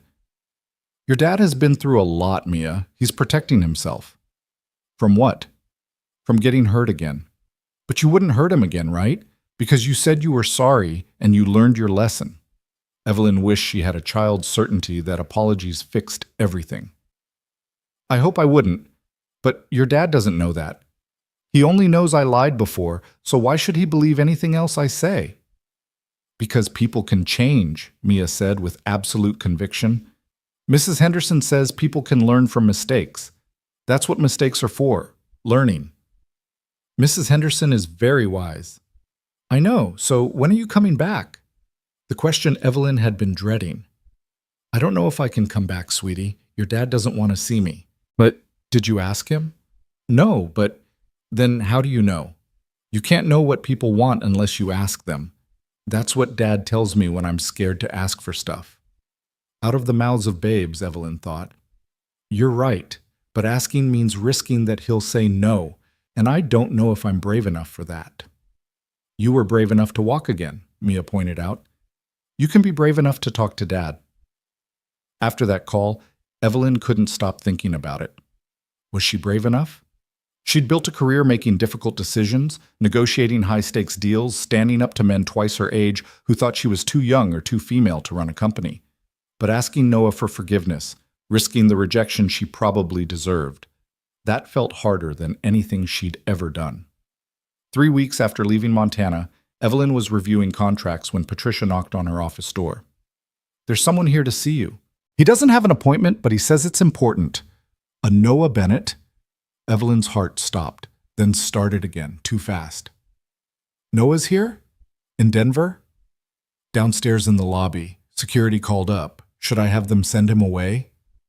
No. Evelyn stood, suddenly aware of how corporate she looked in her tailored suit and heels. Send him up. No, wait. I'll go down. Give me 2 minutes. She rushed to the bathroom, checking her reflection with an urgency that felt absurd. She looked professional, polished, perfect. Everything she'd been 3 weeks ago and nothing like the woman who'd sat in his cabin eating pancakes. She wanted to change, but into what? She didn't keep casual clothes at the office. You're stalling, she told her reflection. Just go. The elevator ride down felt eternal. 23 floors to think about what he might say, what she should say, whether this was closure or something else. The doors opened to the marble lobby with its modern art and uncomfortable furniture designed to look impressive rather than inviting. Noah stood near the reception desk, hands in his pockets, looking as out of place as Evelyn had felt in his cabin. He wore jeans and a flannel shirt, the same one he'd lent her, she realized, and work boots that were clean but worn. His eyes found hers across the lobby, and Evelyn forgot how to breathe. She walked toward him, her heels clicking on marble, maintaining the composure she'd learned from years of business meetings. But inside, she was falling apart. Noah, I wasn't expecting... She stopped, started over. Hi. Hi. He looked around the lobby, at the art that probably cost more than his truck, at the security desk, and the fountain, and the general atmosphere of wealth. Impressive. It's just a building. It's not just a building. It's a statement. He looked back at her. I'm guessing the company you help run is actually a company you own? My family owns it. I run it. There's a difference. Not much of one. They stood there awkwardly, a canyon of polished marble between them, and 3 weeks of silence, and everything they hadn't said. Would you like to go somewhere to talk? Evelyn asked. There's a coffee shop across the street, or we could use a conference room upstairs, or I can't stay long.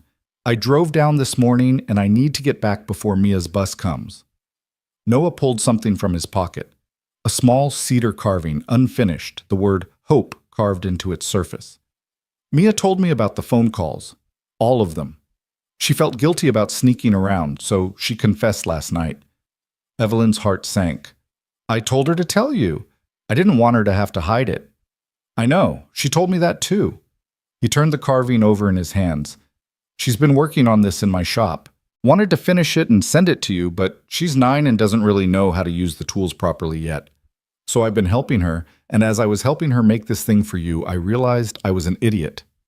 You're not an idiot. I am. Because I spent 3 weeks being angry at you for lying when the truth is, I was really angry at myself for caring about you despite the lies. For missing you despite knowing I should just forget about it. He held out the carving.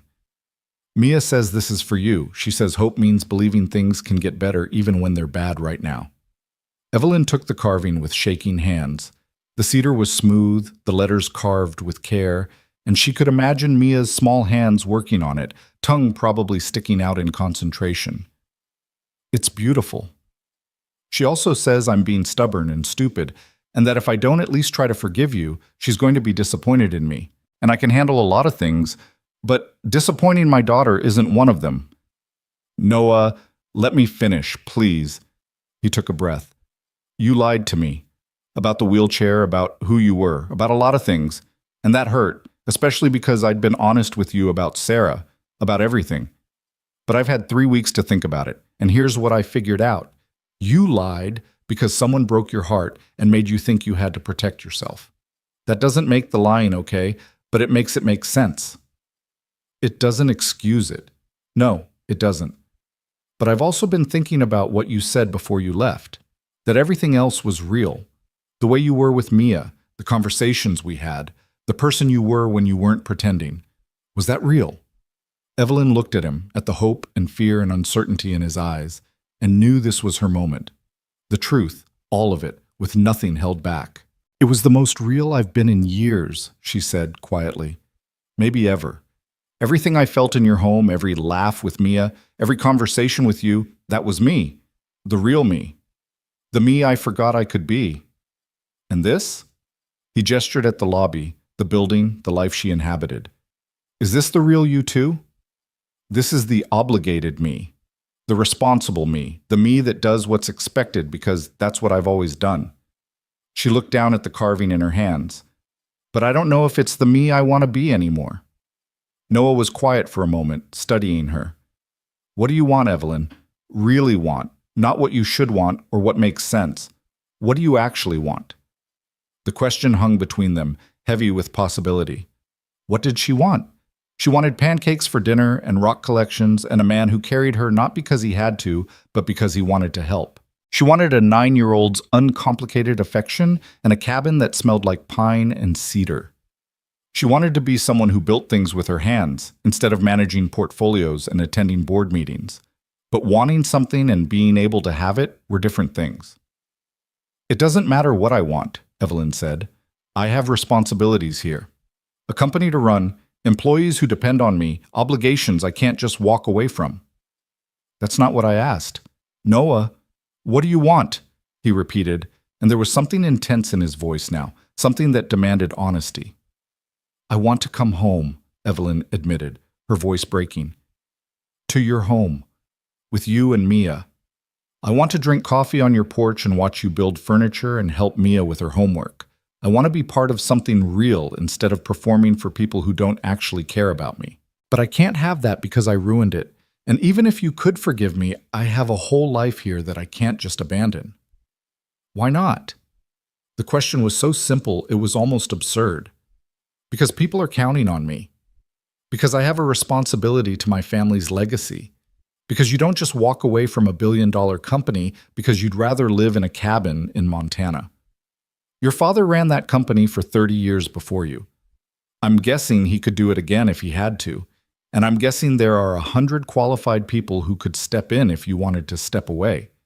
Noah moved closer, and Evelyn could smell sawdust and soap. I'm not asking you to give up everything. I'm asking what you want for yourself, not for everyone else. I want to be with you, Evelyn said, the words tumbling out before she could stop them. I want to be with you and Mia and figure out how to be the person I was in your cabin.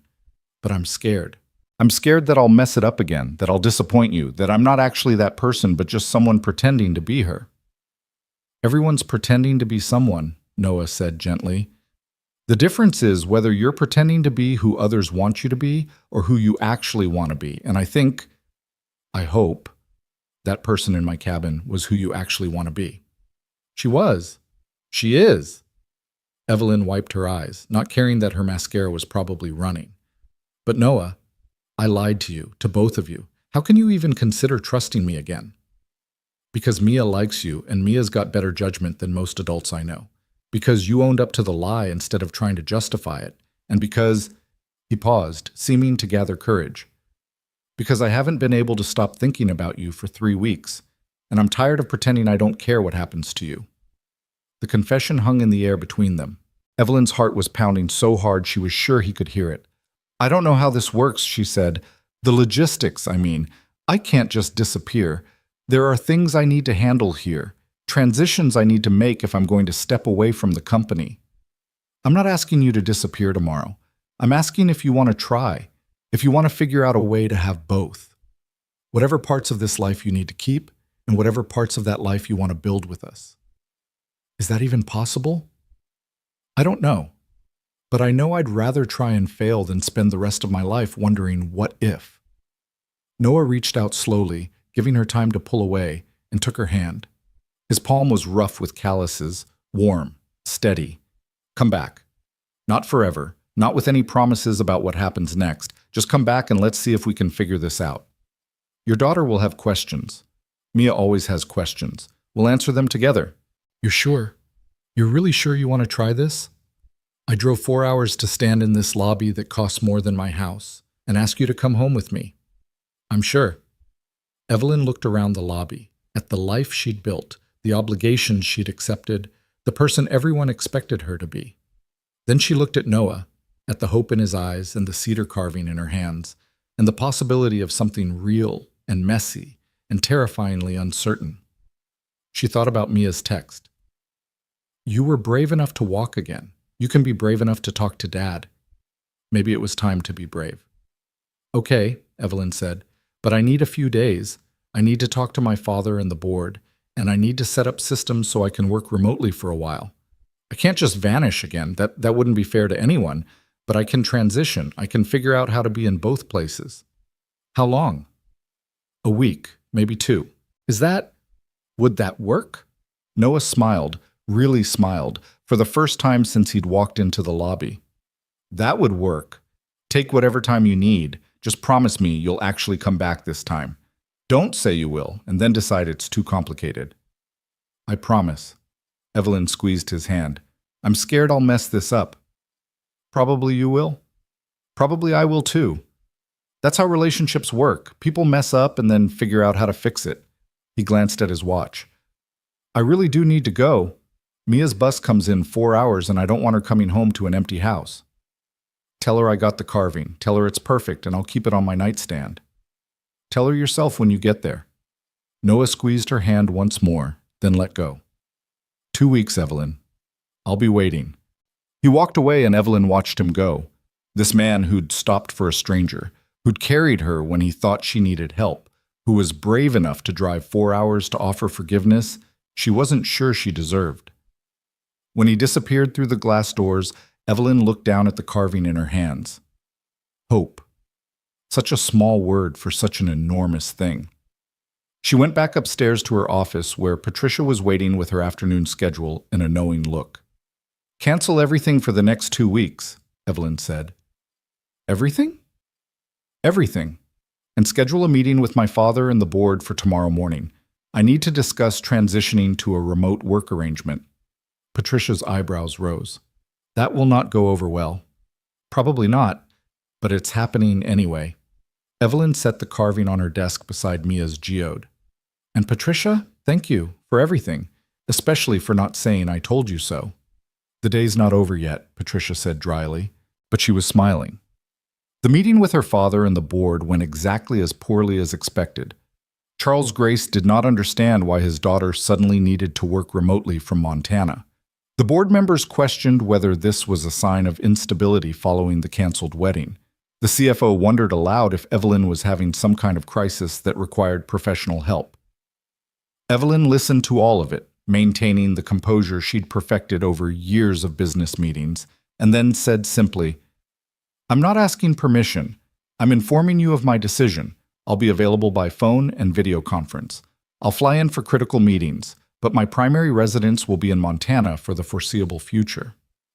"This is about a man," her father said flatly. "This is about me figuring out what kind of life I want to live." "You have responsibilities." "I know, and I'm not abandoning them. I'm just choosing to fulfill them from somewhere other than Denver." They argued for another hour. Her father threatened. The board members expressed concerns. The CFO suggested a leave of absence instead. But Evelyn held firm, and eventually they accepted that she was doing this whether they liked it or not. She spent the next week making arrangements, setting up her home office to work remotely, delegating tasks to her executive team, establishing communication protocols. She met with her accountant and lawyer to discuss logistics. She even hired a local assistant in Montana who could handle any on-ground needs. Through it all, she texted with Mia, who was counting down the days with increasing excitement. Noah sent one text, brief and to the point. "Take your time. We're not going anywhere." On the night before she was scheduled to leave, Evelyn stood in her penthouse and looked around at the life she was partially leaving behind. The expensive furniture, the art collection, the closet full of designer clothes. It had taken years to build this life, and she was walking away from most of it for a cabin in the woods, and a man who built furniture and a 9-year-old who collected rocks. It should have felt scary. Instead, it felt like finally exhaling after holding her breath for years. Patricia helped her pack, not just clothes, but the things that mattered. Photos of her mother, her favorite books, the geode and the carving, comfortable clothes instead of power suits. "You're really doing this," Patricia said, folding a sweater. "I really am." "Good. You've been miserable for years. Maybe this will help." "You knew I was miserable?" "Everyone knew. We just didn't say anything because that's what you pay us for. Discretion." Patricia smiled. "For what it's worth, I think you're making the right choice, even if your father doesn't." "Thank you, Patricia. For everything." "Don't thank me yet. You'll still need me." Someone has to manage the disaster when you forget about a board meeting because you're too busy looking at rocks or whatever it is people do in Montana. Evelyn laughed, feeling lighter than she had in weeks. Deal. She left Denver early the next morning, driving instead of flying because she wanted the time to think, to process, to prepare for what came next. The city gave way to suburbs, suburbs to small towns, towns to open country. The landscape changed gradually. Flat plains rising into foothills, foothills becoming mountains, mountains giving way to the kind of wilderness where cell service was optional and the nearest neighbor might be miles away. 4 hours from Noah's cabin, Evelyn pulled over at a rest stop and called Mia. "Where are you?" Mia demanded. "Dad keeps checking his phone like you might say you're not coming." "I'm coming. I'm about 4 hours away, maybe less if traffic's good." "Yeah!" There was muffled talking, Mia covering the phone to yell something to Noah. Then she was back. "Dad says dinner's at 6, and you better be hungry because he's making pot roast, which is fancy for us." "Tell your dad I'm always hungry for his cooking." "She says she's always hungry for your cooking," Mia yelled, clearly not covering the phone this time. "Dad says that's good because he made too much as usual. Are you nervous?" "Very nervous." "Don't be. We're just us. You know us already." A pause. Well, the real us. And now you'll be the real you. So it'll be like starting over, but better because we already like each other. Out of the mouths of babes. You're very wise, you know that? Mrs. Henderson says I'm precocious, which I think is the same thing. They talked for a few more minutes before Mia had to go help set the table. Evelyn sat in her car at the rest stop, watching mountains rise in the distance, and thought about what Mia had said. Starting over but better because they already knew they liked each other. Maybe that was enough. Maybe that was everything. She got back on the road.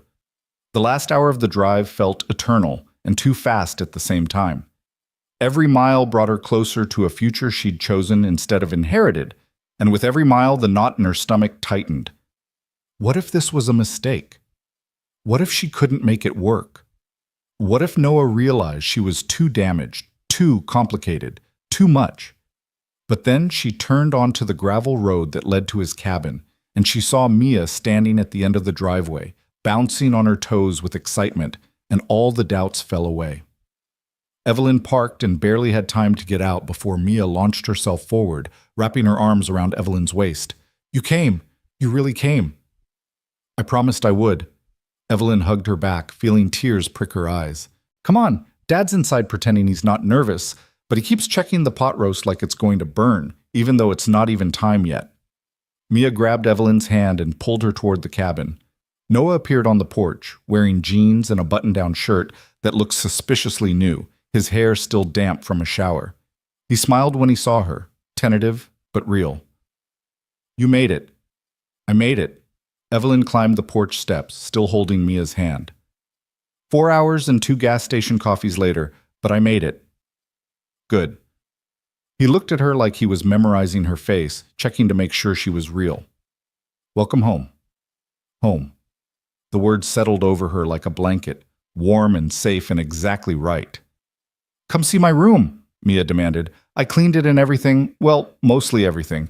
The rock collection got bigger, so there's rocks on kind of every surface, but that's organized mess, which Dad says is better than disorganized mess. Evelyn let herself be pulled inside, and the smell of pot roast and cedar and home washed over her. Nothing had changed. Same worn furniture, same photos on the mantle, same comfortable chaos. But everything felt different because this time she wasn't a guest. This time she was staying. Dinner was warm and noisy and perfect. Mia talked nonstop, telling Evelyn everything she'd missed in the 3 weeks. The new rock she'd found, the science fair project she was planning, the fact that Connor Michaels had actually apologized for real this time because his mom made him. Noah was quieter, but his eyes kept finding Evelyn across the table, checking to make sure she was still there. After Mia went to bed, after much protesting that she wasn't tired even though she was clearly exhausted, Noah and Evelyn sat on the porch, watching the stars come out over the pine trees. This is going to be hard, Noah said finally. Figuring out how this works. Your life there. Our life here. I know. And there's going to be awkward moments. Questions we don't know how to answer. Times when we don't know what we are to each other. I know that too. But I want to try. If you do. Evelyn reached over and took his hand, lacing their fingers together. I want to try. I want to build something real with you. No lies, no tests, no pretending. Just us, figuring it out as we go. Just us, Noah agreed. He squeezed her hand. Thank you for coming back, for being brave enough to try. Thank you for letting me, for forgiving me when you didn't have to. They sat in comfortable silence as night deepened around them, and Evelyn thought about hope, the word carved into cedar, the thing Mia believed in. The fragile possibility that broken things could be mended and lives could change course. She'd come to Montana running from a lie. She'd left carrying the weight of a bigger one. But she'd come back ready to tell the truth about who she was, who she wanted to be, and what she was willing to fight for. Inside the cabin, a home she was learning to think of as hers, Mia slept with the geode on her nightstand. In the workshop, half-finished furniture waited for Noah's careful hands. And on the porch, 2 people who'd found each other in the most unlikely way sat hand in hand, hoping that this fragile, precious thing they were building would be strong enough to last. It wouldn't be easy. It wouldn't be perfect. But it would be real. And real, Evelyn was finally learning, was worth any risk. The first week back felt like learning to breathe underwater. Evelyn woke each morning in the guest room. Noah had insisted, saying they needed to take things slow, to the sound of Mia's alarm clock blaring down the hall and the smell of coffee already brewing. She'd lie there for a moment, disoriented by the absence of city noise, the presence of birdsong, the way sunlight filtered through simple curtains instead of automated blinds. It was strange and uncomfortable and absolutely right. She'd emerged to find Noah already dressed for the day, usually covered in sawdust from an early morning session in the workshop, pouring coffee into mismatched mugs. Mia would appear minutes later, hair tangled from sleep, already talking about whatever dream she'd had, or fact she'd remembered, or plans she'd made for after school. "We should go to the creek this weekend," Mia announced on the third morning, spreading peanut butter on toast with aggressive enthusiasm. "Now that Evelyn can walk, we can go to the good spots that are too far for the wheelchair. There's this place where the water pools and you can see crawfish if you're really quiet." "If Evelyn wants to," Noah said, glancing at her over his coffee. "She might have work to do." "I'd love to see the crawfish," Evelyn said. "Work can wait until Sunday." It was a small moment, barely worth noting, but it felt significant. Work could wait. When had she ever said that before? When had anything been allowed to wait when the company needed her? The video conferences were jarring, though. Evelyn would set up her laptop in Noah's small office, really more of a storage room with a desk, and transform from the woman in jeans and one of Noah's flannel shirts into the polished executive her team expected. The cognitive dissonance was extreme. One minute she'd be helping Mia with fractions, the next she'd be discussing market projections with people who still thought she was in Denver. On Thursday, she was in the middle of a board meeting when Mia burst into the room, clearly forgetting Evelyn was on a call. "Evelyn, come quick! There's a deer in the yard with a baby, and it's so cute, and oh!" Mia froze, seeing the laptop, the professional blazer Evelyn had put on just for the video call. "Sorry, I didn't know you were working." Evelyn muted herself quickly. "It's okay, sweetie. Give me 10 minutes and I'll come see the deer, okay?" Mia nodded and disappeared, but not before one of the board members asked, "Who was that?" "My..." Evelyn hesitated, not sure what to call Mia. Not her daughter, not exactly a stepdaughter, when she and Noah hadn't even defined what they were to each other. "A friend's daughter. I'm staying with friends while I work remotely." It wasn't a lie exactly, but it felt like one. After the meeting ended, Evelyn sat in the small office feeling the weight of all the pieces of her life that didn't quite fit together. The executive and the woman learning to live in a cabin. The billionaire and the person who got excited about seeing crawfish. The person everyone expected her to be and the person she was trying to become. Noah found her there 20 minutes later, still staring at the blank screen. "Mia feels bad about interrupting," he said, leaning against the doorframe. "I told her it was fine, that everyone has interruptions, but she's worried you're mad." "I'm not mad. I'm just..." Evelyn gestured helplessly at the laptop, at the room, at everything. "I'm trying to figure out how to be both people at once, and I don't think it's working." "Both people?" "The person they need me to be, and the person I want to be with you and Mia. They don't fit together, like trying to wear a ball gown to go hiking." Noah pulled up the only other chair in the room, a folding metal one that had seen better days, and sat down. "You know what I think? I think you're trying too hard to keep them separate. Like there's Work Evelyn and Montana Evelyn, and they can't ever overlap." "They can't. You saw what happened when Mia came in. I had to explain who she was like she was nobody, and that felt awful. So stop explaining. Stop hiding. Tell them you're living in Montana with a single dad and his daughter. Tell them you're figuring out a different kind of life. Let the people overlap." He reached over and took her hand. "Unless you're embarrassed of us." Which I'd understand given... "No," Evelyn interrupted. "God, no, I'm not embarrassed. I'm just trying to protect this. Protect us. The moment I tell people about you and Mia, they'll have opinions. My father will have opinions. The board will question my judgment. The press will dig into your life and Mia's life and make everything complicated." "It's already complicated," Noah pointed out. "And keeping secrets didn't work out so well last time." He was right, and they both knew it. But knowing it didn't make it easier. That evening, after Mia had gone to bed, Evelyn and Noah sat on the porch with blankets wrapped around their shoulders against the autumn chill. The sky was impossibly clear, stars scattered like diamonds on velvet.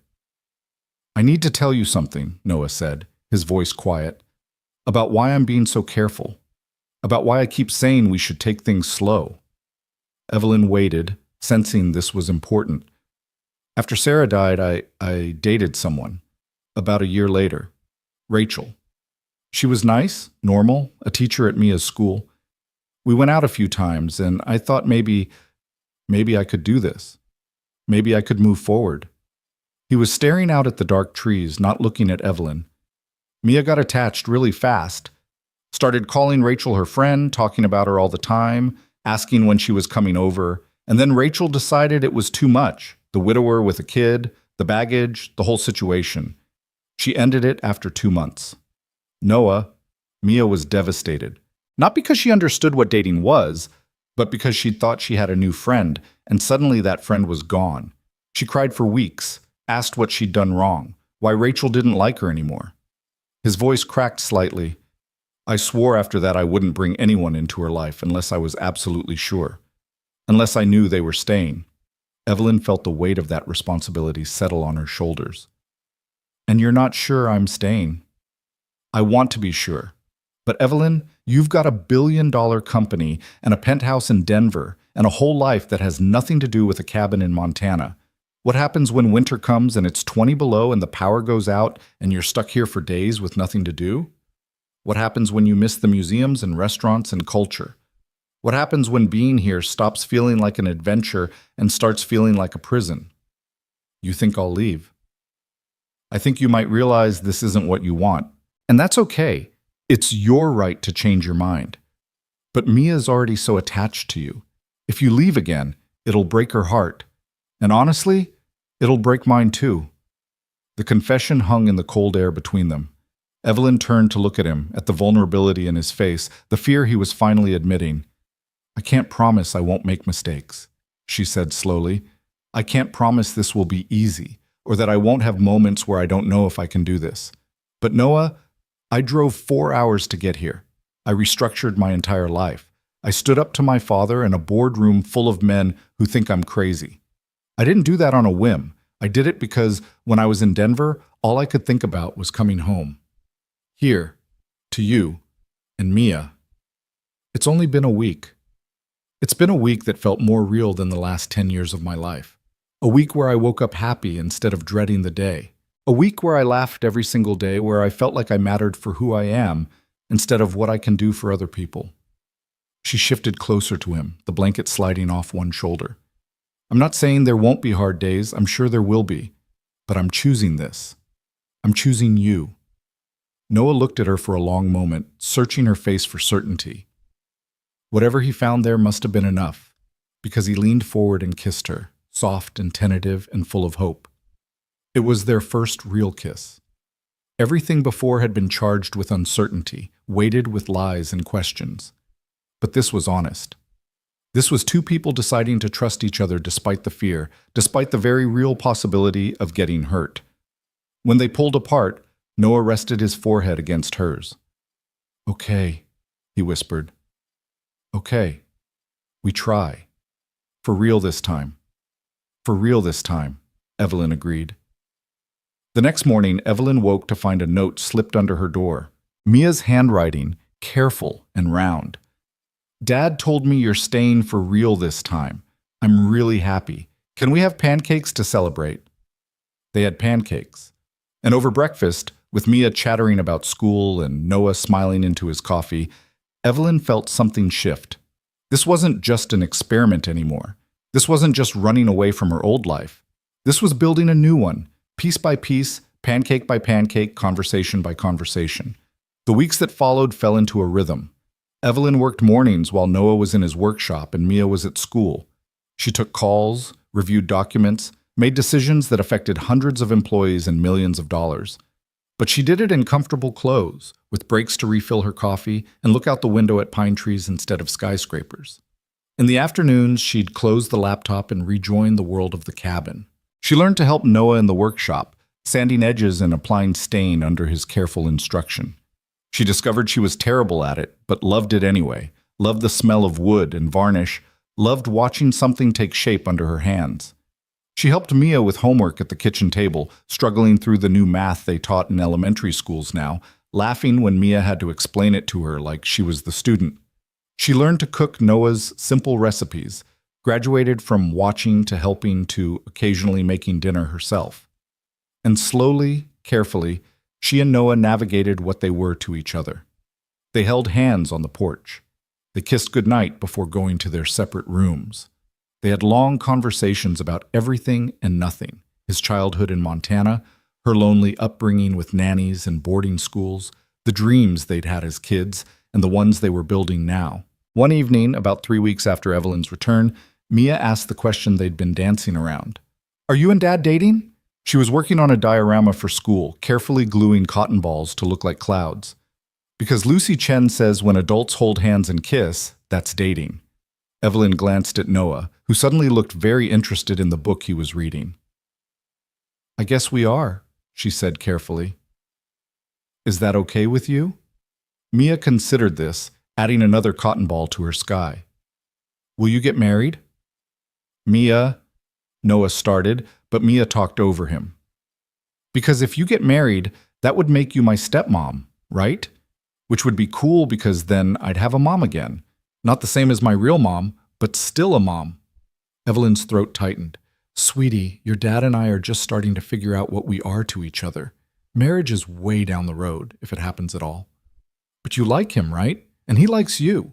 I can tell because he smiles different now than he did before you came back. Like he's happy instead of just okay." "Mia," Noah said, setting down his book, "this is a lot of big questions for something we haven't really talked about yet." "But you should talk about it," Mia insisted with 9-year-old logic. "Because if you like each other and you want to be together, you should just say so. That's what Mrs. Henderson says. People should use their words instead of hoping other people can read their minds." After Mia went to bed, Noah and Evelyn sat on the porch in silence for a long time. "Sorry about that," Noah said finally. "She's not usually so direct about personal stuff." "She's right, though. We haven't really talked about what this is, what we want it to be." "I know what I want it to be." Noah turned to look at her. "But I don't want to scare you off by wanting too much too fast." "What do you want?" He took a breath like he was gathering courage. "I want you here, permanently. Not as a guest, not as someone figuring out if this will work. I want you to move your stuff into my room. I want Mia to be able to tell her friends that she has a stepmom without it being weird. I want to wake up next to you every morning and fall asleep next to you every night. I want—" He stopped, shook his head. "See? Too much too fast." "What if it's not too much?" Evelyn's heart was pounding. "What if I want that too?" "Do you? Really? Because Evelyn, I'm not talking about casual dating. I'm talking about building a life together. I'm talking about being a family, you, me, and Mia. I'm talking about the kind of commitment that means when things get hard, we work through it instead of walking away." "I know what you're talking about. And yes, I want that too." Noah studied her face, looking for doubt. "You're sure? Because there's no pressure.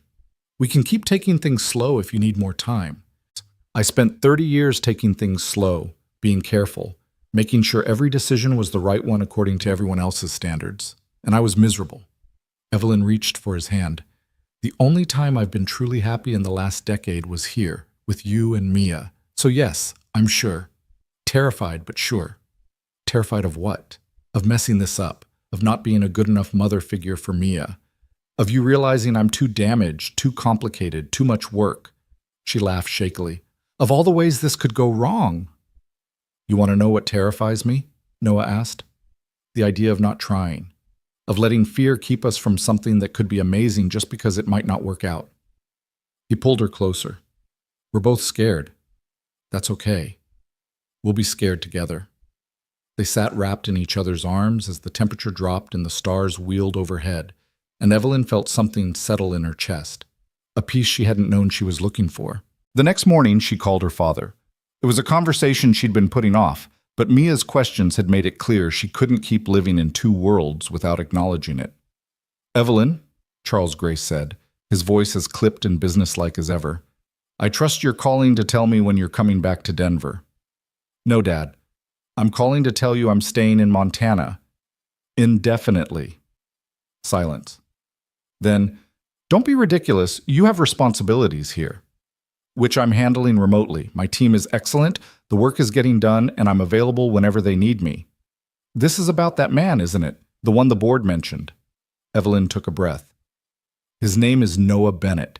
He's a widowed single father and a furniture maker. And yes, this is about him, but it's also about me figuring out what kind of life I want to live. You're being impulsive. First you run out on your wedding, now you're shacking up with some carpenter in the middle of nowhere. This isn't like you. Maybe the old me, Evelyn said, surprised by how calm she felt. But I'm not that person anymore. I'm not the daughter who does everything you expect just to earn your approval. I'm someone who's choosing my own life. You're throwing away everything I built for you. No, I'm not. The company is fine. I'm still doing my job. I'm just doing it from a different location. And honestly, Dad, the company was your dream, not mine. I'm finally figuring out what my dreams are. Her father was silent for a long moment. When he spoke again, his voice was different, not softer exactly, but less certain. Your mother would be disappointed. It was a low blow, and they both knew it, but Evelyn didn't take the bait. Mom told me once, right before she died, that she wished she'd been braver, wished she'd chosen what she wanted instead of what was expected. She made me promise I wouldn't make the same mistake. It wasn't quite true. Her mother had been heavily medicated at the end, and most of their conversations had been fragments and confusion, but the spirit of it felt true. I'm keeping that promise. I see. Charles cleared his throat. Well, I suppose you're an adult and entitled to make your own mistakes, but don't expect me to support this. I don't need your support, Dad, but I'd like it. I'd like you to meet Noah and Mia, to see why I'm choosing this. But if you can't do that, I understand. After the call ended, Evelyn sat in the small office feeling lighter than she had in years. She'd done it. She'd chosen herself over her father's expectations, over the company, over the life everyone assumed she'd live. Noah found her there an hour later, staring out the window. How'd it go? About as well as expected. He thinks I'm making a mistake. Are you? Evelyn turned to face him, this man who'd stopped for a stranger, who'd forgiven her when he didn't have to, who was offering her a life she'd never imagined wanting. No, she said. I don't think I am. That weekend they went to the creek like Mia had wanted. The trail was narrow and rocky, winding through pine trees and over fallen logs, and Evelyn was breathless by the time they reached the pool where the water collected. But it was worth it. The water was so clear she could see every stone on the bottom, and sure enough, there were crawfish scuttling among the rocks. Mia waded in carefully, jeans rolled up to her knees, trying to catch one. Noah sat on a boulder, one arm around Evelyn's shoulders, watching his daughter with the kind of contentment that came from being exactly where you were supposed to be. Thank you, Evelyn said quietly. For what? For this. For giving me a second chance. For believing I could be someone different than who I was. You were always this person, Noah said. You just needed a place where it was safe to be her. They stayed at the creek for hours, long past when they probably should have headed back. They had a picnic lunch on the rocks. Sandwiches Noah had packed, apples from the local orchard, cookies Mia had helped make. They skipped stones and looked for interesting rocks and talked about nothing important. As the afternoon light started to slant golden through the trees, Mia came over to where Evelyn was sitting, her hands cupped around something. I found this for you, she said, opening her hands to reveal a piece of quartz, smaller than her geode, but perfectly formed. It's not as pretty as the one I gave you before, but I thought you could keep it in your pocket, so even when you're on work calls with boring people, you can touch it and remember you have us. Evelyn took the quartz, feeling tears prick her eyes. It's perfect, Mia. Thank you. You're welcome. Mia hesitated, then asked shyly, Can I call you something other than Evelyn? It feels weird to call you just your name when you're dating Dad and living with us. What would you want to call me? I don't know, not Mom, because that's my real mom. But maybe, I don't know, something that means you're special but not trying to replace her? Noah started to intervene. Mia, you don't have to. But Evelyn stopped him. What about Evie? She suggested. That's what my mom used to call me when I was little, before she got sick and everything got formal and sad. Mia tested it out. Evie, I like it. It sounds friendly. Can I call you Evie? I would love that. On the walk back to the cabin, Mia held both their hands, swinging between them, chattering about school and rocks and whether they could get a dog. Noah caught Evelyn's eye over his daughter's head and smiled, and Evelyn felt her heart so full it might burst. This was it. This was the life she'd been running toward without knowing it. Not perfect, not easy, but real and warm and full of the kind of love that didn't come with conditions or price tags. That night, after Mia was in bed, Evelyn moved her things from the guest room to Noah's room. It wasn't a grand gesture, just her clothes in his closet, her toiletries in his bathroom, her books on his nightstand, but it felt monumental anyway. Noah watched from the doorway as she unpacked, his expression unreadable. Second thoughts? Evelyn asked, trying to keep her voice light. No, just making sure this is real, that you're really here, really staying. I'm really staying. She set down the stack of clothes and crossed to him. I know it's fast. I know we're still figuring things out. But Noah, I love you. I probably loved you from the moment you stopped for a stranger on the road, but I definitely love you now. And I love Mia. And I love this life we're building together. He pulled her close, his arms solid and warm around her.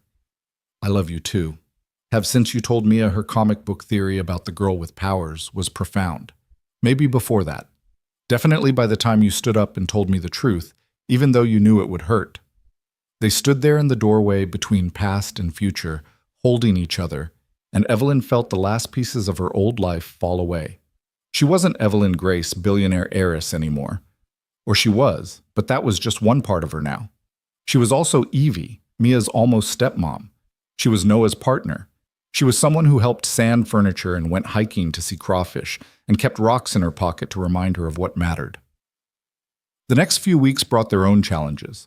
Evelyn had to fly to Denver for an emergency board meeting, and the separation was harder than she expected. She missed Mia's science fair presentation and felt guilty for days, even though Mia insisted it was fine and showed her all the photos. She had a fight with Noah about household responsibilities when she got so absorbed in a work crisis that she forgot to pick up groceries like she'd promised. But they worked through it. They talked instead of letting resentments build. They apologized when they messed up. They figured out systems and schedules and ways to balance Evelyn's work responsibilities with the life they were building together. Mia helped in her own way. She'd appear in the office when Evelyn had been working too long, announcing it was time for a break, and they needed to go look at something interesting outside. She'd draw pictures of the three of them and leave them on Evelyn's desk. She'd give Evelyn rocks with notes attached. For when work is hard and you need to remember we love you.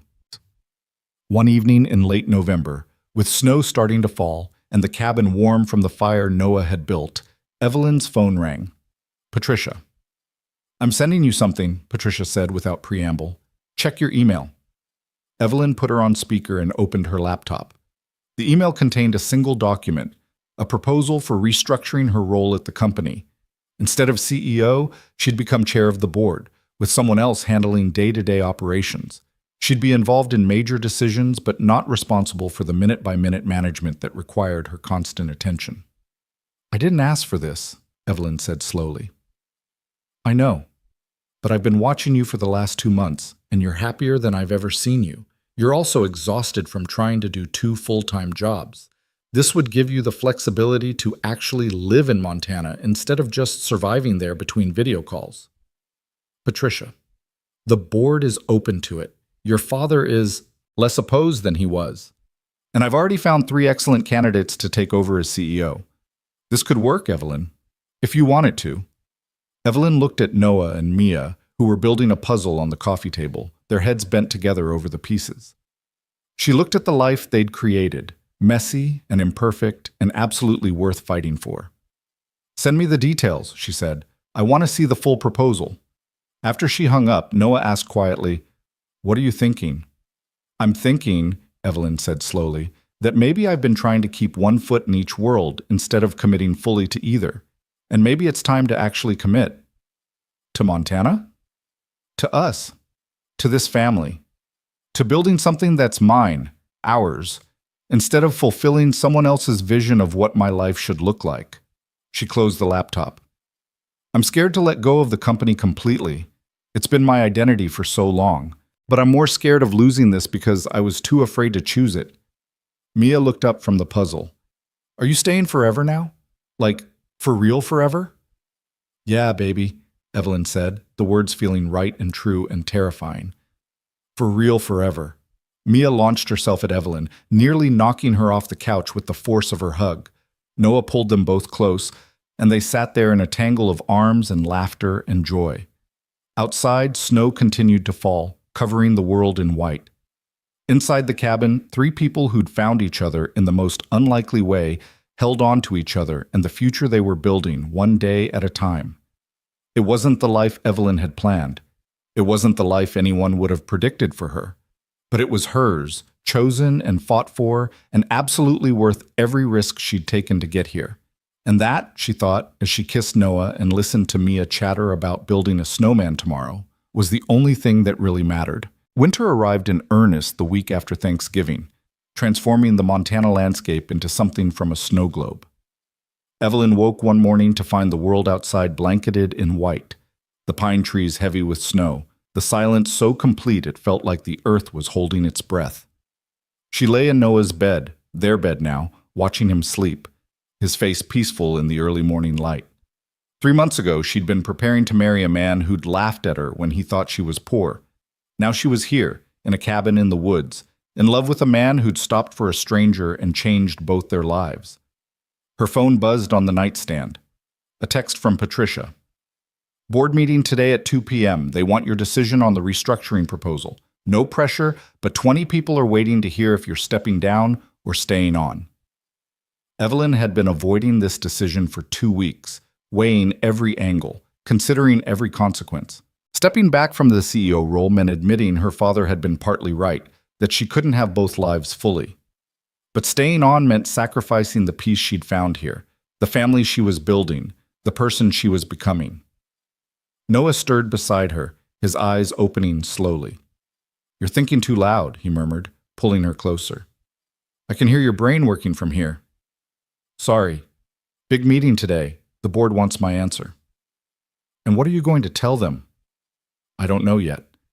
She traced patterns on his chest, feeling the steady beat of his heart. What if I'm making a mistake? What if I step back and regret it? Then you'll deal with it. But Evelyn, I've watched you for 3 months now.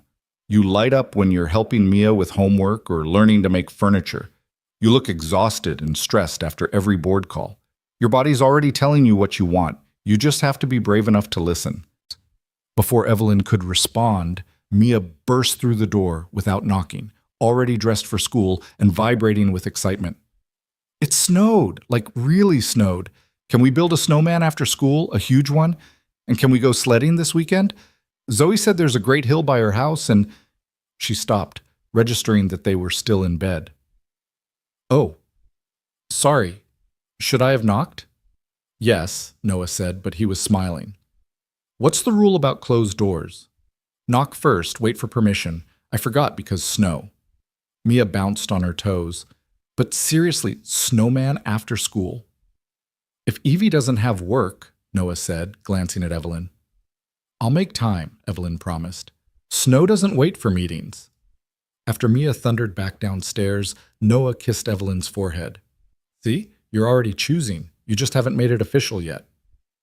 The morning passed in the usual controlled chaos. Mia had a spelling test she'd forgotten to study for, requiring a frantic review over breakfast. Noah discovered a crack in one of his furniture pieces and had to restructure his whole day to fix it. Evelyn spilled coffee on her shirt and had to change, making her late for her first call. It was messy and imperfect and exactly what she wanted.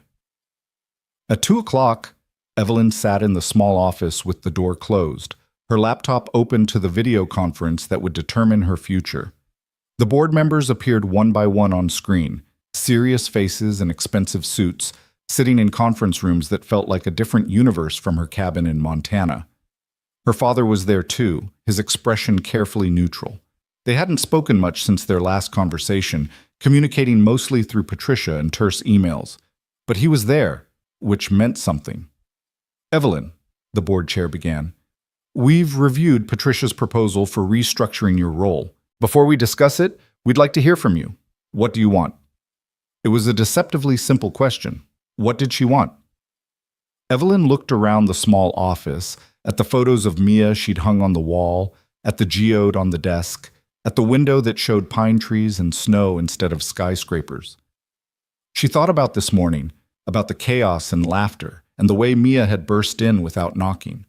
She thought about Noah in his workshop, creating beautiful things with his hands. She thought about the life she was building, piece by piece, day by day. I want to step back, she said clearly.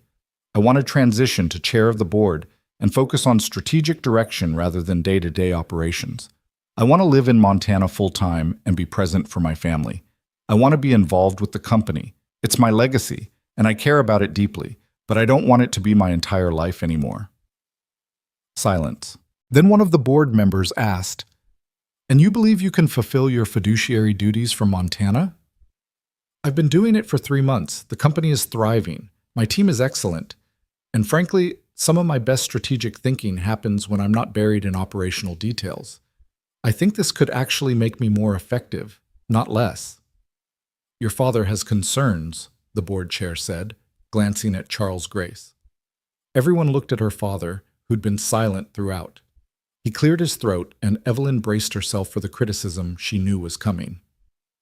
"My daughter is the most capable person I know," Charles said, surprising her. "She built this company into something even better than I left it. If she says she can do this role from Montana, I believe her." He paused, and something in his expression softened. "And I've been doing some thinking about what your mother would say if she were here. She'd tell me to stop being a stubborn old fool and support my daughter's happiness." Evelyn felt tears prick her eyes. "Dad, I don't understand your choices," he continued. "I probably never will. But you're my daughter, and if living in Montana with a carpenter and his child is what makes you happy, then I'll accept it. I may not like it, but I'll accept it." It wasn't a ringing endorsement, but it was more than Evelyn had expected, more than she'd hoped for. The board discussed details for another hour, transition plans, reporting structures, salary adjustments. Evelyn answered their questions with confidence born from 3 months of proving she could handle both roles. By the time the meeting ended, it was official. She was stepping back from CEO to become chair of the board, effective January 1st. When she closed the laptop, Evelyn sat in the quiet office feeling lighter than she had in years. She'd done it. She'd chosen the life she wanted instead of the one everyone expected. And the sky hadn't fallen. The company would survive. Her father would adjust. Everything would be okay. A knock on the door. Noah peeked in. "How'd it go?" "I'm officially stepping back, chair of the board starting in January." He crossed the room in 3 strides and pulled her into a hug that lifted her off her feet. "I'm proud of you. That took guts." "I'm terrified," Evelyn admitted into his shoulder. "What if I just made the biggest mistake of my life? Then we'll figure it out together." "But I don't think you did. I think you just made the bravest decision of your life." They stood there holding each other until Mia's school bus rumbled past, and then they went out together to meet her, ready to build the promised snowman. The snowman turned into 2 snowmen, then a whole snow family, complete with a snow dog that Mia insisted they needed, even though they didn't have a real dog. They used carrots for noses and stones for eyes, and Mia's old scarves for decoration.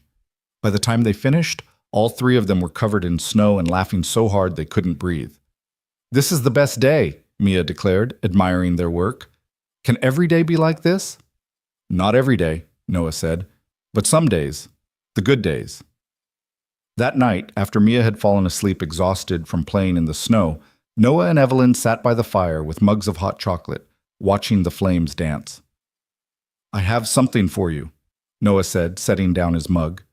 He looked nervous, his hands fidgeting in a way that was completely unlike him. "I've been working on it for a while, waiting for the right time. And I figure if you're brave enough to restructure your whole life, I should be brave enough to do this." He pulled a small box from his pocket, not a ring box, something different, and opened it to reveal a key. Not just any key, but one carved from wood with intricate detail work, hanging on a leather cord. It's symbolic, Noah said quickly. Obviously, it doesn't actually unlock anything, but I made it from the cedar in the workshop, and I wanted... He stopped, started over. Evelyn Grace, I love you. I love your courage and your stubbornness and the way you're learning to let yourself be happy. I love how you are with Mia, how patient you are when she asks a million questions. I love that you left a whole empire to build a life here with us. Evelyn's heart was pounding so hard she could barely breathe. I'm not asking you to marry me, Noah continued. Not yet. I want to do that properly, with Mia involved, and a real ring and everything. But I'm asking you to let this be your home, really your home, not just the place you're staying. I'm asking you to commit to this life, to this family, knowing it won't always be easy, but believing it will always be worth it. Yes, Evelyn said, her voice breaking. Yes to all of it. This is already my home. You and Mia are already my family. I don't need a ceremony to know that. He fastened the wooden key around her neck, his hands gentle. When I'm ready to propose, really propose, you'll know. But this is a promise, that there's always a place for you here, that you always have a home with us. They kissed by firelight, and Evelyn felt every piece of her life click into place. This was where she belonged. Not in boardrooms or penthouses, but here, in a cabin in Montana, with a man who made her wooden keys and a girl who gave her rocks to remember she was loved. December brought more snow and the kind of cold that made the air hurt, but also a magic that Evelyn had never experienced in the city. They cut down a Christmas tree from Noah's property, Mia's choice, a slightly crooked pine that she declared was perfect because it had personality. They strung popcorn and cranberries because Mia wanted to do it the old-fashioned way like in books. They baked cookies that didn't turn out quite right but tasted delicious anyway. Evelyn flew to Denver twice for board meetings, but each time she couldn't wait to get back to Montana, to the cabin that was starting to feel more like home than anywhere she'd ever lived.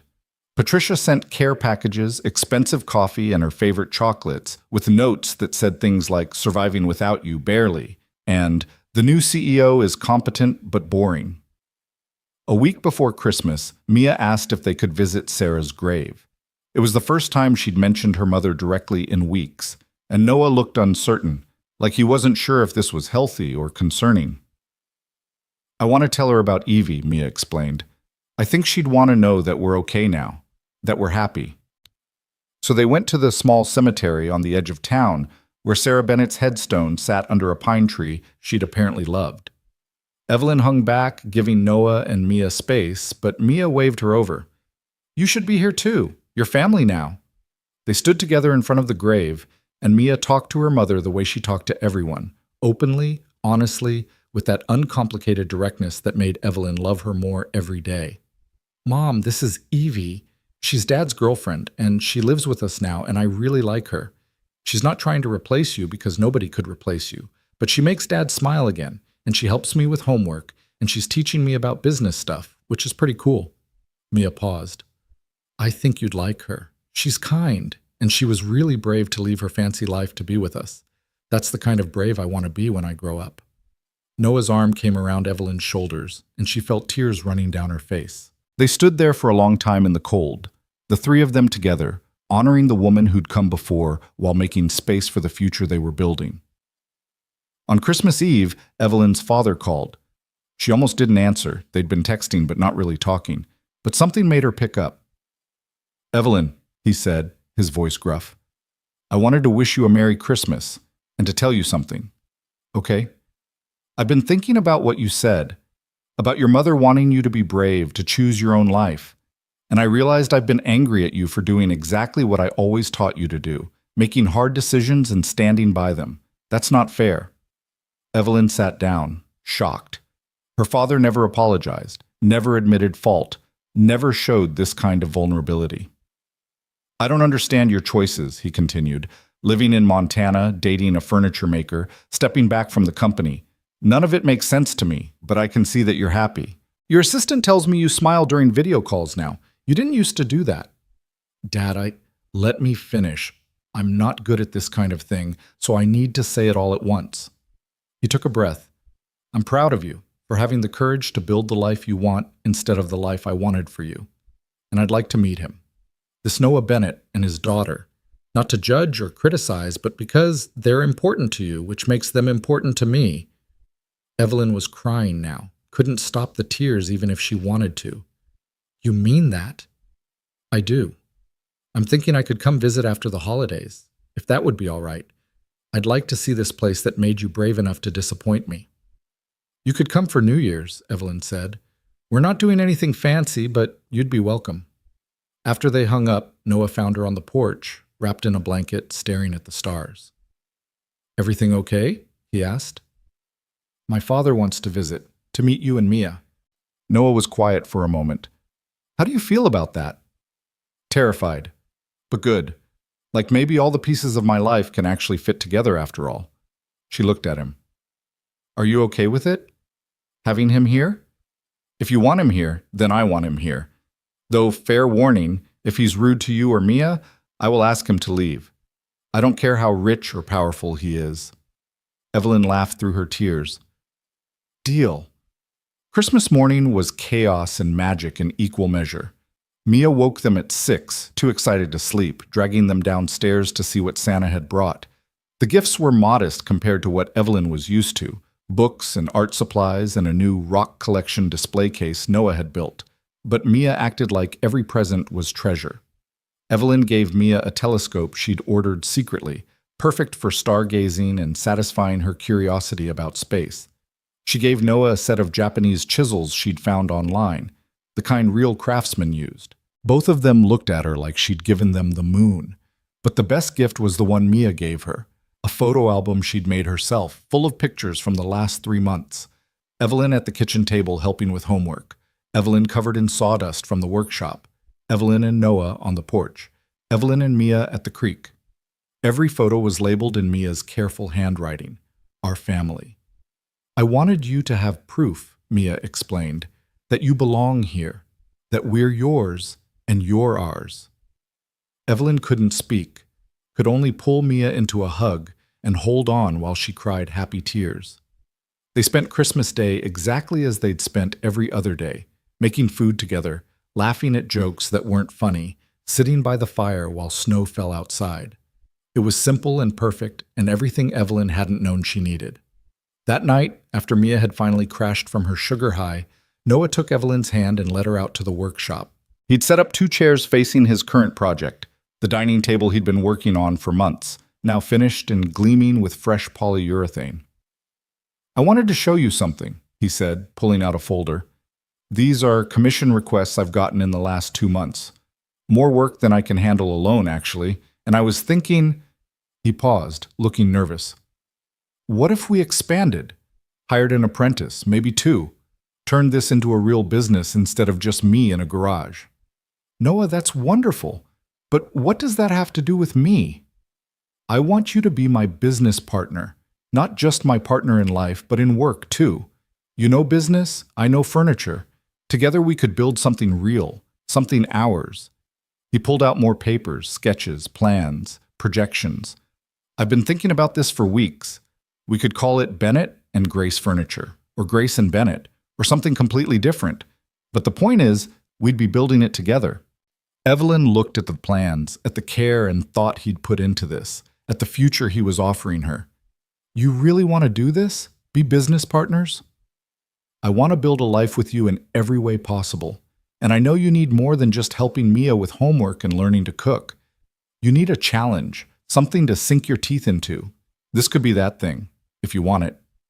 I want it, Evelyn said immediately. I absolutely want it. They spent the next hour going over his plans, Evelyn's business mind already seeing opportunities and solutions and ways to grow the vision he'd started. They talked about hiring and marketing and pricing, and it felt right in a way her work at her family's company never had. This was theirs, built from nothing, together. New Year's Eve arrived, and with it, Charles Grace. He showed up in a rental car looking completely out of place in his expensive suit and designer shoes, staring at the cabin like he couldn't quite believe his daughter lived there. Mia answered the door, unintimidated by this stern-looking stranger. You must be Evie's dad. I'm Mia. Come in. It's cold. Charles blinked at her, clearly not used to 9-year-olds who treated him like a regular person. Thank you, Mia. It's nice to meet you. Noah emerged from the workshop, wiping sawdust off his hands, and extended one to Charles. "Mr. Grace, welcome. Evelyn's told us a lot about you." They shook hands, the carpenter and the billionaire, two men from completely different worlds, both loving the same woman and trying to figure out how to coexist. The weekend was awkward at first. Charles didn't know how to exist in a space where he wasn't in charge, where his opinion didn't automatically carry weight. He watched Evelyn help cook dinner like he was seeing a stranger, watched her laugh at Mia's jokes, watched her fit into this life like she'd been born to it. But slowly, things shifted.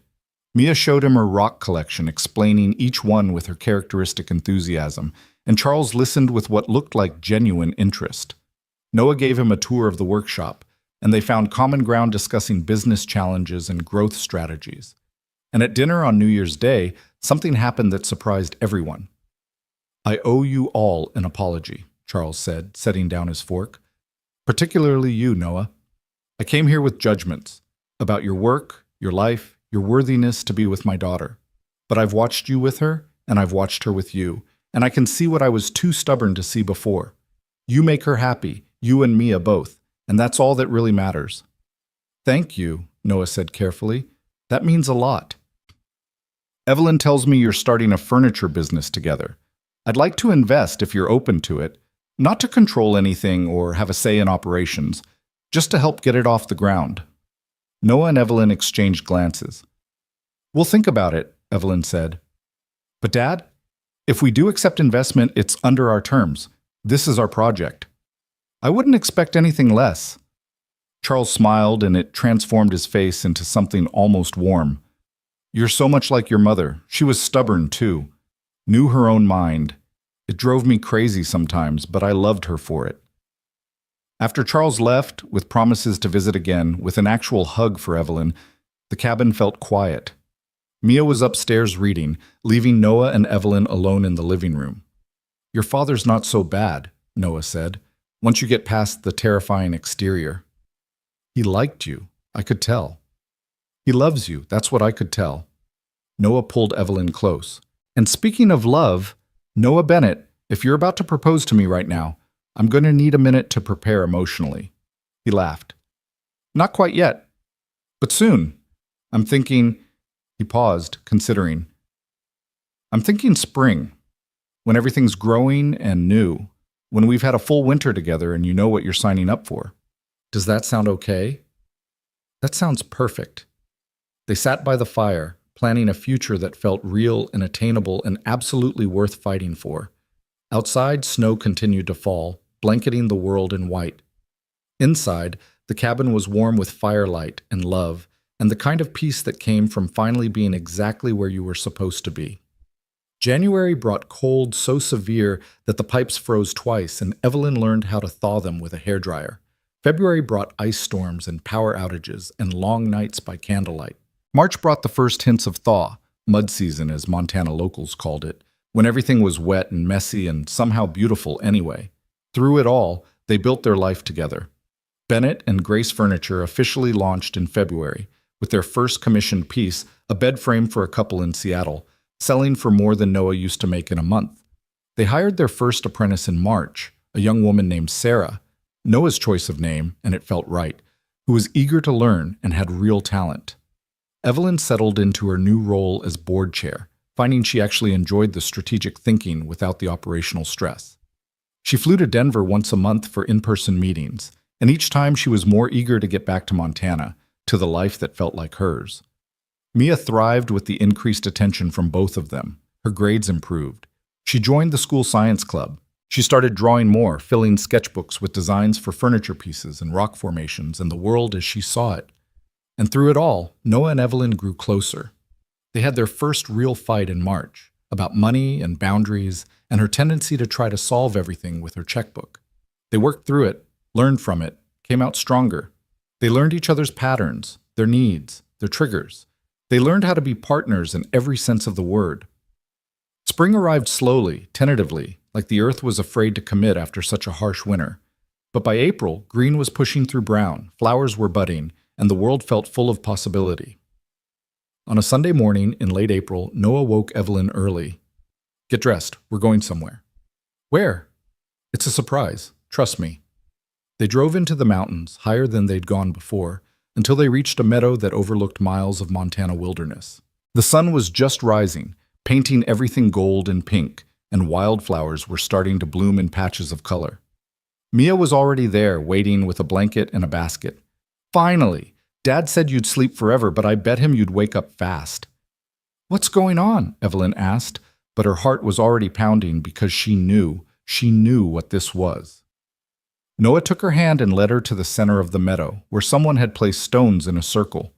Inside the circle, someone had carved words into the earth. Will you marry us? Us? Evelyn looked at Mia, who was bouncing with excitement. We talked about it, Mia said. Dad asked if I wanted him to propose or if I wanted us to propose, and I said us because you're marrying both of us, right? You're going to be my stepmom and Dad's wife, so we should both ask. Noah knelt down, pulling a ring box from his pocket. Inside was a simple band with 3 stones, amethyst, green tourmaline, and diamond. Our birthstones, he explained, the 3 of us together. Evelyn Grace, he said, his voice steady despite the emotion in his eyes. Will you marry me? Will you be my wife, my partner, my person for the rest of our lives? And will you be my stepmom? Mia added. Will you help me with homework and look at rocks and teach me about business and love me even when I'm annoying? Evelyn was crying, laughing, could barely see through her tears. Yes, yes to all of it, to both of you, always. Noah slipped the ring on her finger, and Mia threw her arms around both of them, and the 3 of them stood in that meadow holding each other while the sun rose over the mountains and the world came alive around them. They had breakfast in the meadow, pastries Mia had helped make, coffee from a thermos, orange juice that was mostly pulp because Mia had insisted on squeezing it herself. They talked about wedding plans, about how they'd do it here in this meadow in the summer, something small and simple with just the people who mattered. Can I help plan it? Mia asked. I have ideas. I would love your help, Evelyn said. We'll plan it together, all 3 of us. On the drive home, with Mia asleep in the back seat and Noah's hand in hers, Evelyn looked at the ring on her finger. 3 stones, 3 lives, 3 people choosing each other, and felt something settle in her soul. This was it. This was the life she'd been running toward without knowing it existed. She'd started this journey in a torn wedding dress, running from a man who didn't love her, testing people to see if anyone would see her real value. She'd lied and hurt people and almost destroyed the best thing that ever happened to her. But she'd also been brave. She'd told the truth when it was hard. She'd chosen love over comfort, authenticity over expectations, a real life over a perfect one. And now, driving down a Montana back road with her fiancé and soon-to-be stepdaughter, Evelyn Grace, who would soon be Evelyn Bennett, felt something she'd never felt before. She felt home. The wedding took place in August, in the same meadow where Noah had proposed. It was small, just 30 people, mostly Mia's friends and their parents, a few of Noah's clients who'd become friends, Patricia, who flew in from Denver, and Charles Grace, who walked his daughter down a makeshift aisle with tears in his eyes. Mia was the flower girl and maid of honor, wearing a dress she'd picked out herself and the geode necklace Evelyn had given her. She took her role very seriously, carrying the rings and standing beside them during the ceremony like she belonged there, which she did. Evelyn wore a simple dress, nothing like the elaborate gown from her first attempted wedding. Noah wore a suit he'd bought for the occasion, but he'd kept his work boots on because Mia insisted they were more him than dress shoes. They wrote their own vows. Noah promised to build Evelyn a life worth living, to challenge her and support her, and never let her forget her worth. Evelyn promised to choose him every day, to be brave enough to be real, to love Mia like her own. And Mia, unprompted, added her own vows. I promise to tell you when you're being mushy so you don't embarrass me in front of my friends. And I promise to share my rock collection with you forever. And I promise to love you both even when you're old and boring. Everyone laughed, and Evelyn pulled Mia into the vows, the 3 of them holding hands while the officiant pronounced them a family. The reception was casual, a potluck dinner, dancing to music from someone's phone, toasts that were funny and sweet and occasionally inappropriate. Charles Grace gave a speech about his daughter's courage, about how proud he was of the woman she'd become. Patricia told embarrassing stories about Evelyn's early days at the company, and Mia's friend Zoe declared it was the best wedding ever because there was no boring stuff, just the good parts. As the sun set over the mountains and fairy lights came on in the trees, Noah pulled Evelyn onto the makeshift dance floor. "Happy?" he asked. "Happier than I knew was possible," she said honestly. "Thank you for stopping that day, for seeing something worth saving in a stranger in a torn dress. Thank you for being brave enough to come back, for choosing this life even when it was scary." They danced under the stars with their family and friends around them, and Evelyn thought about the journey that had brought her here. From the road where Noah had found her, through the lies and revelations, through winter and spring and into summer, every step had led to this moment, to this man, to this family. She'd given up a fortune to live in a cabin. She'd walked away from power to build furniture. She'd traded perfection for authenticity, comfort for courage, expectations for love, and she'd do it all again in a heartbeat. Later that night, after the guests had left and Mia had fallen asleep in the truck on the way home, Noah and Evelyn sat on their porch now, officially, legally, permanently, and looked at the stars. "I have something for you," Evelyn said, pulling out a small wrapped package. "A wedding gift." Inside was a deed, not to property, but to something else. "I paid off your mortgage," she explained as Noah stared at the papers. "The cabin is yours, free and clear. I wanted you to know that no matter what happens with the business or the company or anything else, you and Mia will always have this place. It's yours." Noah was quiet for a long time, looking at the papers. When he finally spoke, his voice was thick with emotion. "You didn't have to do that." "I know, but I wanted to. You gave me a home when I needed one. Let me give you the security of knowing it's always here." He pulled her close, and they sat wrapped in each other, listening to the night sounds of Montana, owls and wind, and the distant howl of a coyote. "I love you," Noah said. "Not for what you can give me, but for who you are. I need you to know that." "I do know that. That's why I married you." They went inside to check on Mia, who'd woken up enough to change into pajamas but had fallen asleep with her clothes scattered around the room and her new rock collection already taking over every surface. They stood in her doorway watching her sleep, this amazing kid who'd accepted Evelyn into her life with such open-hearted generosity. "We're going to be good at this," Evelyn whispered. "The three of us. We're going to be a really good family." "We already are," Noah said. In bed that night, their first night as a married couple, Evelyn traced the wooden key Noah had given her months ago, still hanging around her neck. She'd added her wedding ring to it, wearing both symbols of home together, always. She thought about the woman she'd been a year ago, preparing to marry the wrong man, testing people, hiding behind lies and wheelchairs and walls she'd built to protect herself. That woman seemed like a stranger now, someone she used to know but no longer was. She'd become someone new, someone braver, someone who chose love over fear, authenticity over perfection, a real life over a safe one.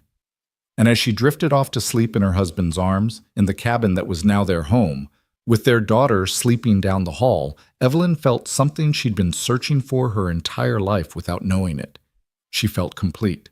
The story could have ended there, in that perfect moment. But life isn't made of perfect moments. It's made of all the moments strung together. The hard ones and the easy ones, the boring ones and the magical ones. Bennett and Grace Furniture grew over the next year, expanding into a real business with 3 employees and a waiting list of clients. Evelyn discovered she loved the challenge of building something from scratch, of solving problems that had nothing to do with quarterly reports and everything to do with creativity and craftsmanship. Mia started middle school, which brought its own challenges. Friendship drama and difficult teachers and the general awfulness of being 11. But she had 2 parents to help her through it now. 2 people who loved her and supported her and showed up to every science fair and parent-teacher conference. Charles Grace visited 4 times that first year, each visit easier than the last. He taught Mia about investing and business strategy. He and Noah developed a grudging respect that turned into actual friendship. He learned to love his daughter's choices even when he didn't fully understand them. And Evelyn and Noah built their marriage day by day, choosing each other through arguments about whose turn it was to do dishes and whose fault it was they'd run out of coffee. They chose each other through sickness and health, through business challenges and family drama, through all the ordinary moments that make up a life. On their first anniversary, they went back to the meadow where they'd gotten married. Just the two of them this time, with Mia staying overnight at Zoe's house for the first time. "Do you regret it?" Noah asked as they sat in the wildflowers, watching the sunset. "Giving up everything you had?" Evelyn thought about it seriously, taking his question as the genuine inquiry it was. "I didn't give up everything. I gained more than I lost. But sometimes," she paused, wanting to be honest, "sometimes I miss certain things. Good restaurants, easy access to museums, not having to drive an hour to get to Target." "So you do regret it?"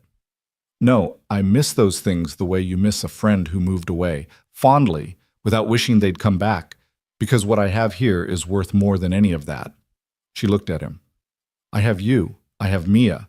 I have work that challenges me and a life that feels real. I have a family I chose instead of one I inherited. That's worth every sacrifice." "Even when the pipes freeze?" "Even when the pipes freeze," she laughed, "though I reserve the right to complain loudly when they do." "Deal." He pulled her close.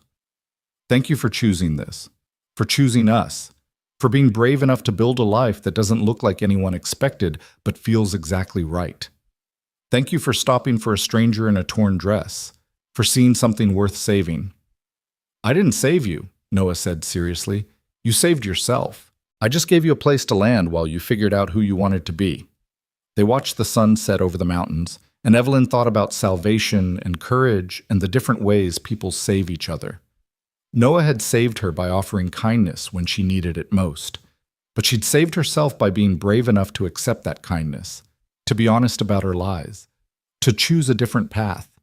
And in the end, they'd saved each other, because that's what love does. It gives you a safe place to be your real self, mistakes and all. Years would pass.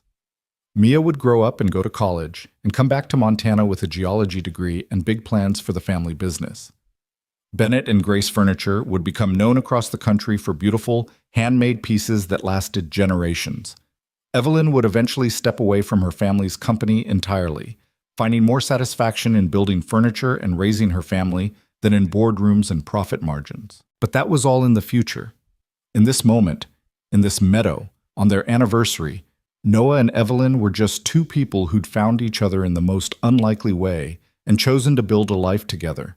A single dad who'd saved a runaway bride, a billionaire who'd saved herself, a 9-year-old who'd saved them both by being brave enough to love without reservation. 3 people who became a family, not through blood or obligation, but through choice and courage and love. And in the end, that was the only thing that mattered.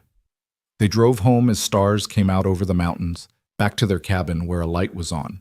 Mia must have convinced Zoe's parents to bring her home early, unable to stay away from her family even for one night. They'd complain about her breaking the rules, but they'd be secretly pleased, because home was wherever the 3 of them were together. Evelyn looked at the wooden key around her neck, at the ring on her finger, at the man beside her who'd become her whole world. She thought about hope, the word carved in cedar, the thing that had brought her here, the thing that kept her choosing love every single day. She'd come to Montana broken and lost. She'd stayed and become whole.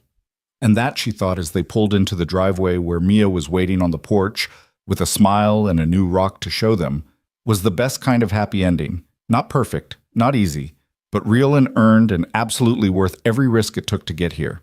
Home.